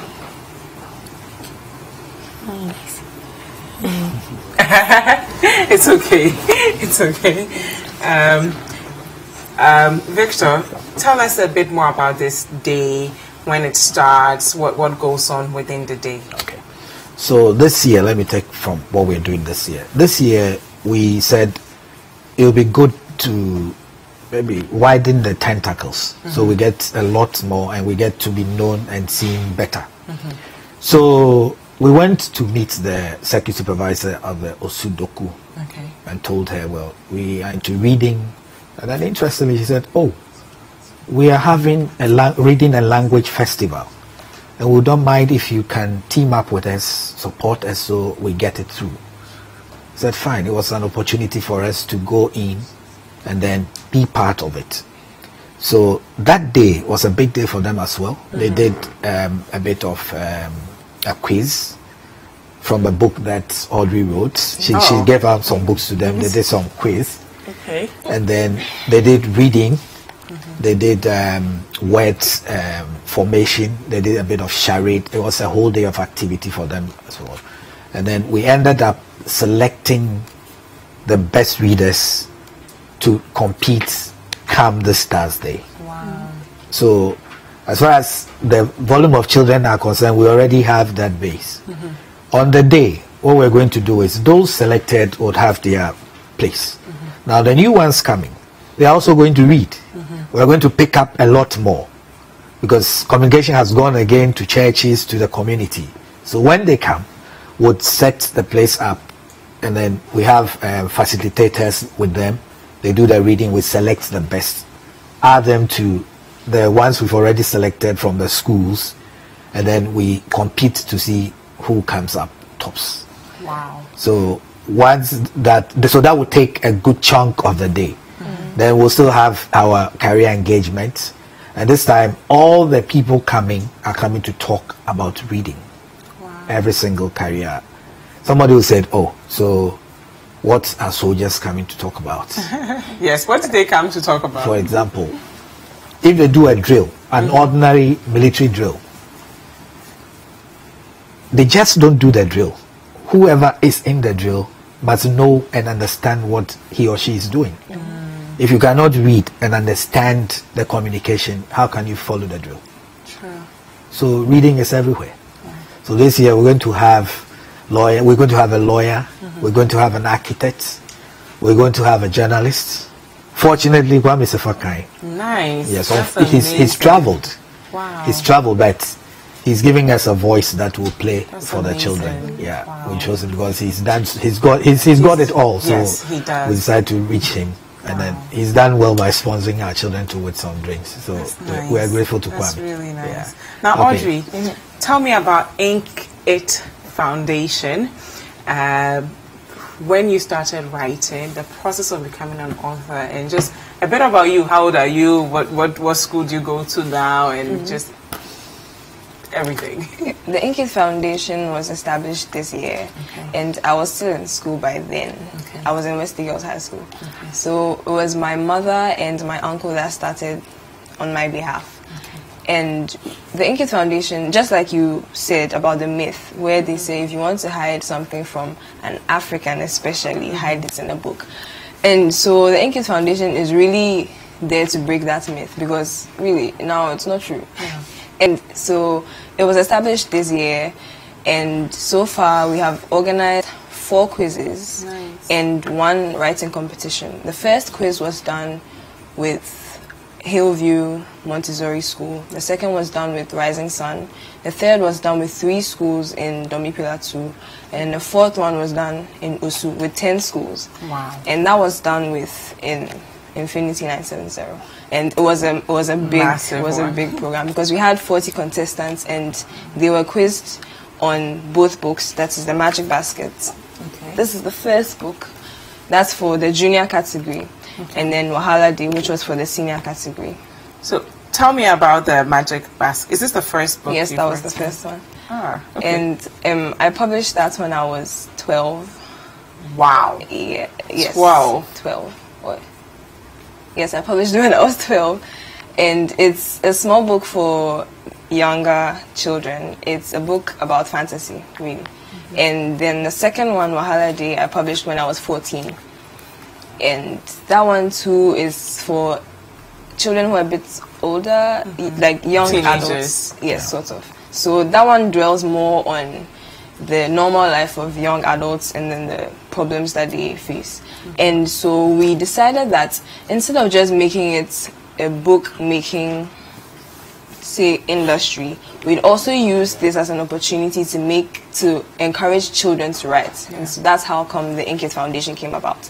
And so with the quizzes, they buy the books and then they read them and then we quiz them on it.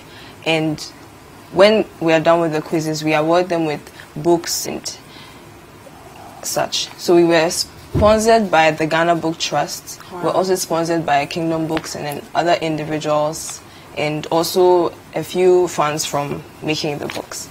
And recently too, we had the writing competition, and that one was done when the Mother's Day was around. And so the writing competition was just to make the children bring out a unique experience that they had with their mother. And that one too, the manager of Kingdom Books and Stationery helped us sponsor it. So I'm curious, you just said you finished high school. How old are you? 18, I'm now 18. You're 18? Yes. And you've been writing since you were 12 years? Since I was 8. 8 years old? 9, yes. What inspired you? Because I mean, we all read, we write, but to actually go through the process of publishing books, and not only publishing them, but also getting your community involved in this process. What inspires you? Okay, when I began, it was really something casual that I was doing with my friends. So we'd sit and then say, I can write something, let me just write a short story. So that's really how the Magic Basket came about. I just decided to write a short story written by older people. So why don't I just try and write something, right? So I took it to my mother and I told her that, Mommy, I want to publish this book on my birthday. And I felt maybe she'd just say, oh, yeah. But she read it and she said, oh, you know, we can publish this. And then she looked for a publisher and then we did that one. And then that was a bit, yes, that's where we started with. And then we had the Wahala Day published at State Publishers, and that was more of a standard book. Wow. Yeah, and it was published at the Pan-African Writers Association. Nice. And it was a big program. We had so many people coming around, and we've had so many people supporting us since then. So I've written 2, and I'm working on 2 books side by side. Nice. And I don't know when those are going to come out since I'm going to school, but I'm still working on it. I look forward to reading them. Sure. Now, Victor, tell us about Read for Life, the event coming up, how we can participate. Okay. Read for Life is open to everybody. Okay. Come 30th, that's Thursday, we're going to host the children one more time at Osu Presby Church. We're going to go through reading, which is the key. That's the core of this thing. We'll do other activities to engage and get the children happy. And what we need from public out there is to get to the corporate world, get people to come on board to basically support. Okay. Because once we host the children, we need to take care of them. We need to buy books. We need to buy presents. We need to do... Is there a number we can contact if we're interested in sponsoring? If anybody's watching and would like to sponsor? Definitely. You can contact 020 66 90061 or 0545 9844. Okay. Thank you. Any last words for... Well, what we can say is reading is key. Reading is everything. Everybody out there to take reading serious. And come next year, we're going to go beyond Osu and take Accra by storm. I'm happy to hear that. So on the 30th of August, we are all going to come to the Osu Ebenezer Presby Church at 8 a.m. Okay, get there early so you can find a good seat. Bring the kids along with you and let's just have some fun and discover our passion for reading again. Thank you so much for being with us. Up next, we're going to talk to some interesting lawyers who are in the building and find out all about what they are working on. Wilberforce will speak to you soon.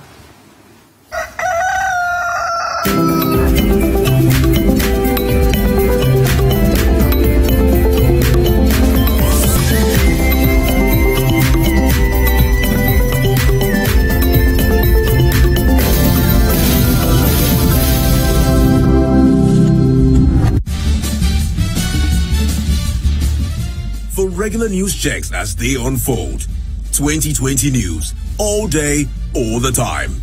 Politics, sports, entertainment, business, and more. 2020 news. We bring you the world in 20 minutes. And that's all the news in 20 minutes. Go. Spend 30 minutes every weekday catching up with all the trending social media conversations of the day. If you tweet it, just even Skype you. Sometimes I feel, when we are all humans. When somebody says something about me, I might want to say something. Yeah. So, but when I say people... Use the hashtag 30minutes on social media to catch our... Every Thursday night on City TV, you're welcome to join women from different backgrounds and opinions weigh in on your relationship issues.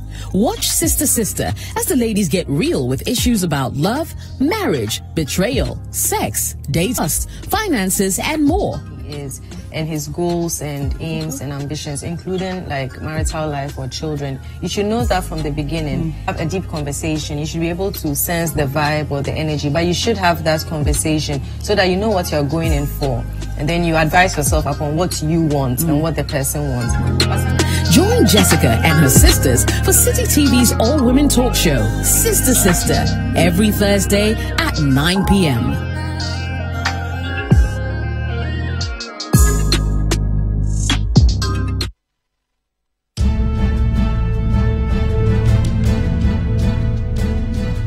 It's engaging, detailed, and loaded with factual and incisive analysis. It's The Big Issue, your preferred news and current affairs analysis program on City TV. Tune in this and every Saturday at 9 a.m. and hear the newsmakers discuss the top issues for At that time, Charlotte was complex. I'm not defending Charlotte. I'm talking about the way we are hypocrites and ostriches in this country. At that time, she was a perfect person. It's The Big Issue with Stella Madonu on City TV this Saturday at 9 a.m.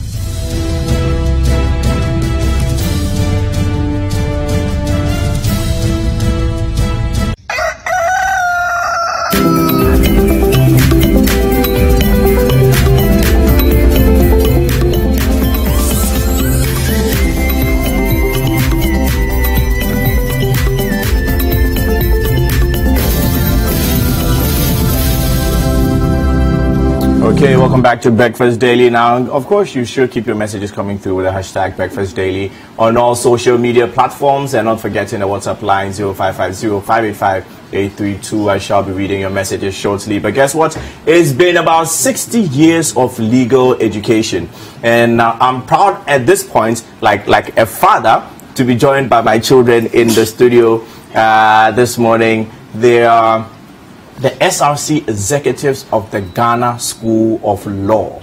So I'm especially very, very proud because I was also part of this particular SRC. I was the vice president, and then we handed over to these fantastic gentlemen and lady in the studio with me right now. This is a discussion on legal education and also the law week, that is just around the corner. I've been joined by the president, Kobi Amwa, or Emmanuel, and also by him is the SRC organizer of the Ghana School of Law, Nicholas Nomeshi.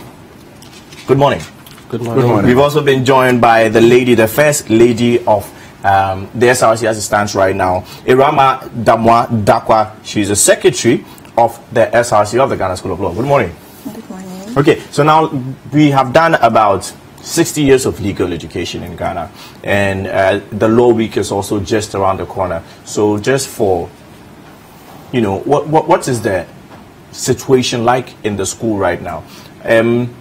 It's probably very confusing considering the fact that initially we had 2 years of professional legal training, but then as it stands now, it's been made one. It's been consolidated more or less into 1 year.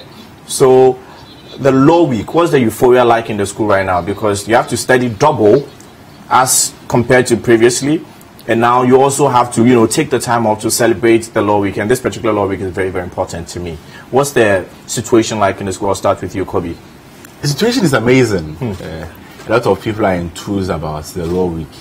As I'm talking to you, our learning colleagues from Kumasi campus, they're about to leave Kumasi for the events tomorrow. Those on main campus are enthused. Those on Green Hill campus, Presido. also enthused. This is the activities are going to be beach parties. So anyway, I'm sure the organizer will be telling us more about the events for this particular day. Now, what's the SRC started this year as the 60th anniversary. The theme for the week is 60 years of legal education, the way forward. We've had a great time as students of law, and the institution has trained a lot of lawyers. You look at the country, even Article 57 talks about. Hey, they started. They started. It talks about the 4 topmost statesmen, and 3 of them are alumni of the institution. So the institution has done good when it comes to legal training. However, we've had certain challenges. Some of them have been in the public domain. For the benefit of some of our viewers, what exactly do you have there in Article 57? I have to. I don't paraphrase, of course. You said the 4 topmost statesmen.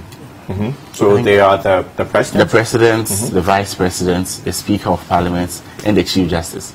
The president is a lawyer, the speaker of parliament is a lawyer, and the chief justice is also a lawyer. So 3 or 4 of them are. 3 out of 4. Yes. Anyway, now continue with the theme. Why that particular theme? Yeah, so we've had some challenges. Some of them have been in the public domain, others were internal. But we know that after the Akokosa-led General Legal Council formed the Ghana School of Law, they had a vision for the school. Now, after 60 years, we think that this is time for us to brainstorm, think about new ideas that is going to sustain the legal education, not compromising on the quality of lawyers that we train for the next 60 years. So I think it's 60 years of legal education, the way forward. Okay. Now, there's the Law Week celebration. Okay. So you are the organizer. What exactly are we looking forward to for this particular week? All right. Thank you very much for this opportunity. Like you rightly said, we've already kickstarted the Law Week celebrations 2 weeks ago when Kumasi for our games. Due to the compact nature of the program, we had to start ahead of time to also make way for the week has been divided more or less. Yeah. So we were in Kumasi where the 3 campuses, that is Makola or the main campus, Kumasi campus and Green Hill, we engaged in various sporting activities, football, table tennis, 100-meter dash, 80-meter dash for the ladies, and it was quite exciting. Of course, main campus came up tops, so we have the trophy seated at main campus as we speak. So subsequent to that, we will have the launch tomorrow, the opening ceremony, and Re-Akoto Memorial tomorrow, the 29th of August. Then on Thursday, we'll have moot competition. Already, we've done the preliminaries competition where 2 groups have emerged as the topmost people, and tomorrow they'll be competing on Thursday at the mood during the mood competition at the Green Hill campus, and then on Friday we'll have a dinner at the Chandelier event center. Wow. Yeah, so we'll be inviting you as well. No, you have to. Yes, certainly we will. You have to. Sure. You have to pay reverence to your forefathers. Exactly. Ticket for one. Yeah. Ticket for one. Yeah. No, I don't go anywhere without GFAP. You know, my co-host, we go almost everywhere together. Okay, it's so fine. It has to be we'll taken make that provision. Yeah. So on Saturday we'll have a beach party. I mean, you might be thinking, why beach party? Of course, I mean, we are also students, and I mean, we also need to make some time to have some fun to distress. We have to shut down our laptops and our big books that we've been reading, and then make some time to, you know, interact with each other and then network and bond as well. So on Sunday, we'll crown the event with a church service at the Royal House Chapel to go and give thanks to God and also seek His face to guide us in our upcoming examination. We'll pass successfully and then eventually get caught to the bar. We'll touch on the examinations because nowadays, you know, legal education and examinations seem a bit tricky as it is right now. But it's interesting. You know, lawyers actually going to the beach. And are you also looking forward to going to the beach? Exactly. I've even bought my beach wear and then. Interesting. You know, when I knew him, you know, when I've known him for quite some time, and his beard was actually black. He went to Makola Small, no, they were learning, no. I'm very, very happy to see you guys. Yeah, the interpretation alone. Oh, you know, our books are quite voluminous, so you know. Interesting. Yeah. So now, on looking forward, you know, what can be done about the you know, to progress legal education in Ghana? Okay. First and foremost, I want to appreciate and acknowledge what the stakeholders, which includes the General Legal Council, the IEC, the Director of Legal Education, the Director of Legal Education have done so far. Kwesi Prempeh X, exactly, our director. They've done so far. But looking forward, we believe that we should include all stakeholders on board, which includes the students at the Ghana School of Law.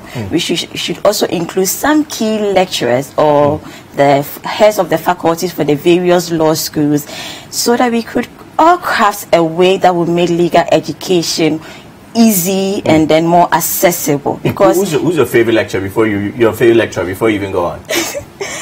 I love all the lecturers at the Ghana School of Law. I can't choose one particular one. Okay, pick a top two. No, I don't want to be biased. They don't reduce your marks. The lecturers do not have access to your marks at this point. Okay. She's a bit afraid. No, I'm not afraid. I think I like Mr. William Pobi. Yeah. You like Pobi? Pobi and then Justice Mafosao. Exactly. They are fantastic. And he's been called to the Supreme Court, actually. Yes, so it's a feather in his cap. I was at his veteran. I was sitting 2 seats behind him. Yeah, I wanted to sit in front, but then Yasidoche came there, so I had to go back. Anyway, yeah, maybe I should ask you as well, to be fair, President. Who would you consider maybe your favorite lecturer at the Ghana School of Law right now? It's going to be difficult. I like you a lot of them. Mr. Dennis, Jasenia Bois, Mr. Pobi, Frederick Albin, Mrs. Frederick Albin. Gamma is wonderful.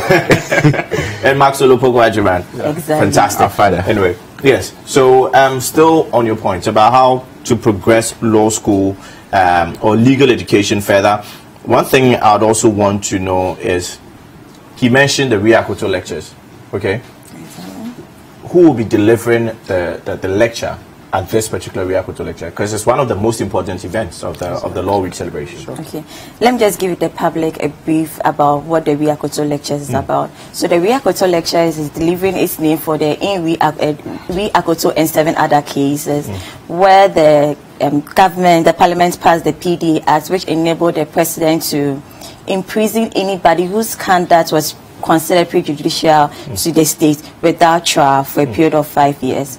But currently the 1992 Constitution has done away with that law, which Chapter 5 gives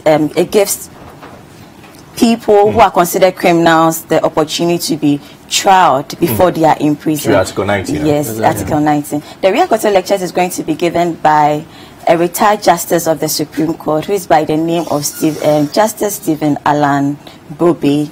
And then he's currently a lecturer at the Ghana School of Law, particularly Green Hill campus. We believe he's poised for the lecture because of his experience and knowledge in the law. Okay. That's why. Wow, fantastic. Okay, so we'll be wrapping up. I want to hear your final comments and your thank you messages. We'll put on the screen pictures of previous Law Week celebrations. So if we can get that on the screen for us right now. Super. So this is from a particular event. It's at the games in Kumasi. Oh, wow. So this happened this year. Exactly. Yeah. Okay, wow. Just 2 weeks ago. This is the Kumasi team. Maybe we'll put away the black and white to wear jerseys. Yeah. This is the Kumasi team, the male team. Okay, there you are. Both of you, there you are. And this is the main campus team. Oh, I mean, and you said this team won? Yes, they won. They won the soccer. Yeah, the soccer. Interesting. Yes. Interesting. Yes. Hey, I think that was when the penalty was missed. The one at the back there, she lost. Oh, this was nice. This was really nice. Sure. You see, Mr. Michael Osujan. Maxwell Pukajima was also there. Exactly. Oh, Maxwell Pukajima was also there. I mean, he's always been supportive when it comes to SRC activities. So he traveled all the way to Kumasi with us. Interesting. Okay, so I'll take final comments, starting with you, Mr. President, of course. Yes, so we like to thank all the stakeholders and all the people who are making this possible. So the people who are helping us financially. We are still looking for more financial support to do. We still listen to a lot of corporate organizations who we've not heard from. But for instance, Ghana Publishing, formerly Assembly Press, has been very supportive, and they are actually engaging the students more on. They want to digitalize all the acts. So they are engaging the students. They are holding a lot of stakeholder meetings. Fantastic. To be able to do that. Other organizations are helping. Ashanti Bar also helped. They supported our trip to Kumasi. They supported us financially. And there are a lot of other organizations. Okay. So anyone who wants support should come to the Ghana School of Law and ask for maybe the president or the SRC president or organizer or secretary or the treasurer. Okay. And final comment? Yeah, sure. So we are also expecting the Chief Justice, her leadership, Justice Sophia Kufo, who is the special guest of honor. And also we are expecting all our lecturers to come and give us the necessary support. I would also like to use this opportunity to thank some companies who have supported us. That's Specialized Water, GTP, Casapreco, City FM and City TV as well. Thank you very much. Also all other corporate institutions that we've sent our letters to would encourage them to support us to make this week a success. Okay. And finally, I just want to say a big thank you to STC and especially Mr. Komia for giving us the transport to Kumasi, because without them, we didn't have been able to convey Green Hill students and the main campus to Kumasi. All the way to Kumasi. Okay. So special thanks goes to him.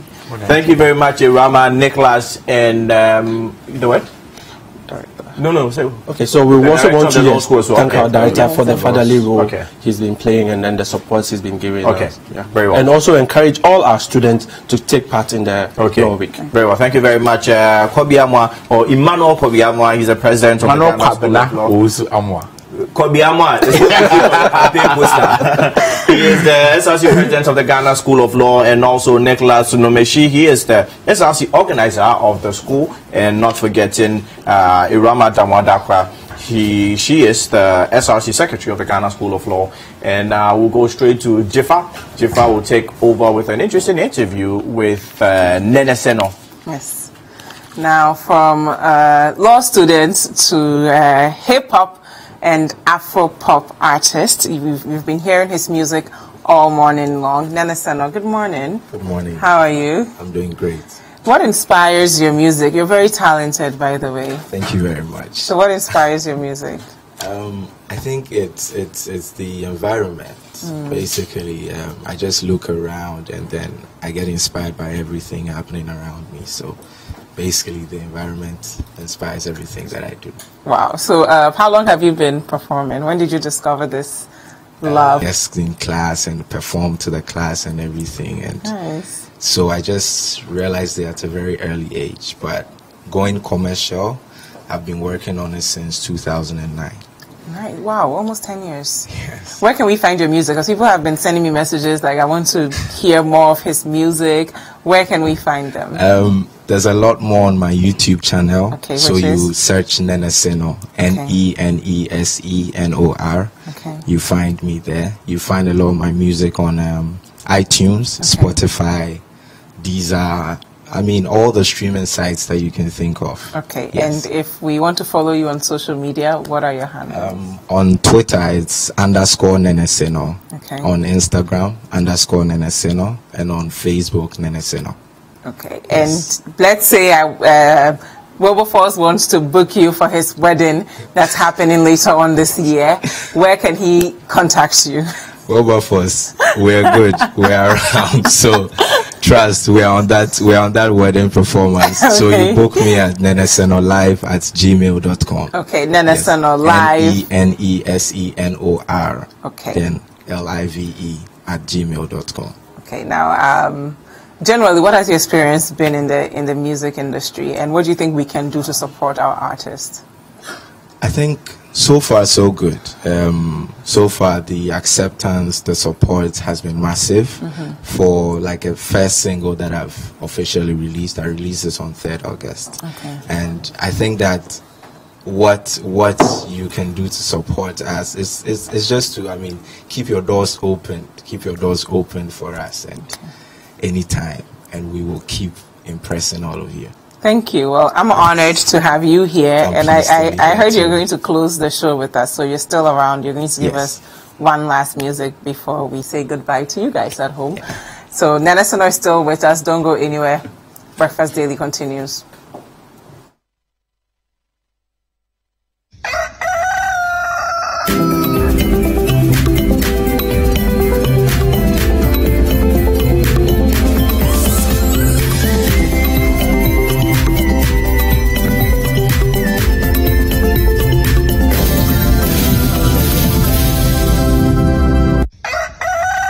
I know about that photo, saying tempted who I go talk to, yeah. This is Kwesiata, and you're watching Breakfast Daily, ground up to the top, boy. Jealousy go shame, I can see bad boy. Jealousy go shame. Whoa. What's up, guys? Your boy Kitty, and right now you are watching Breakfast Daily. Oh, Lord of mercy. Let's go. Okay, welcome back to Breakfast Daily. Now, interesting times. We have Sandista. Sandista is the Deputy Programs Manager of City FM and City TV. Today happens to be your birthday. Yes, and today's also Gifty's birthday. Gifty has been with us for a while, and we love her and appreciate all that she's done for us. Yes. Yes. But thank you at home for being with us, and we will see you same time tomorrow. Yes. Have a wonderful day.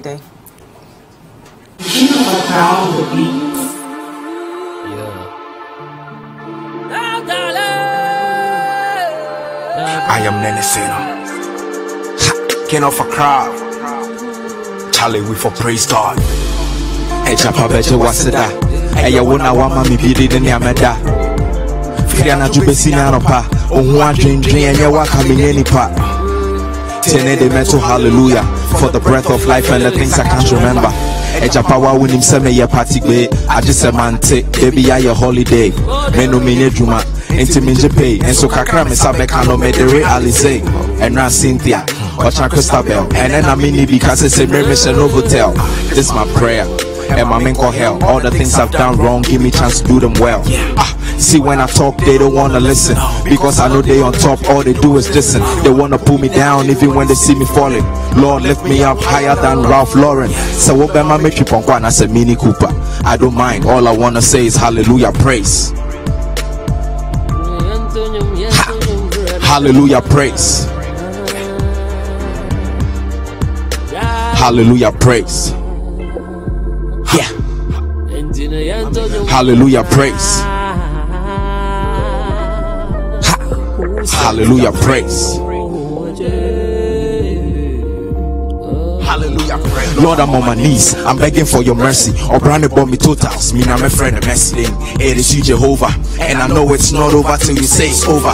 If you're not in every, my coach Range Rover, and then I'm an entity, a friend Johnny Walker, but I'm the black label. I'm hotter than your Baileys, until you can't say no. Unyebia mami bindi, Coco Taco, Debiana mama bosso. And so yeah, me refi say what don't mama koso. I believe I'm a boss. Yes, call me Hugo. Now coupon is me henity me hero. And a demolition. Ocean inflation. We expected to survive with no occupation. Only motivation. Baby, your better not you cry, it's a different question. See when I talk, they don't wanna listen. Because I know they on top, all they do is listen. They wanna pull me down even when they see me falling. Lord, lift me up higher than Ralph Lauren. So Obama Mitri Ponkwana said Mini Cooper. I don't mind, all I wanna say is hallelujah, praise. Hallelujah, praise. Yeah, hallelujah, praise. Much love, big up to Trickmatic.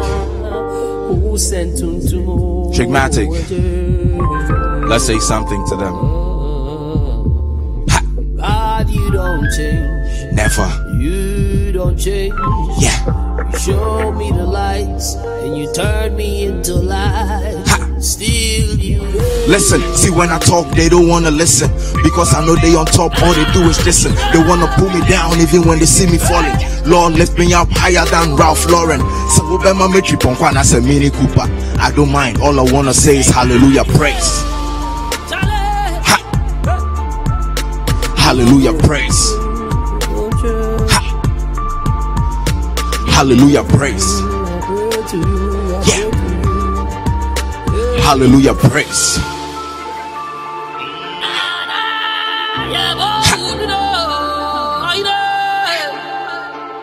Now make a shout, hallelujah.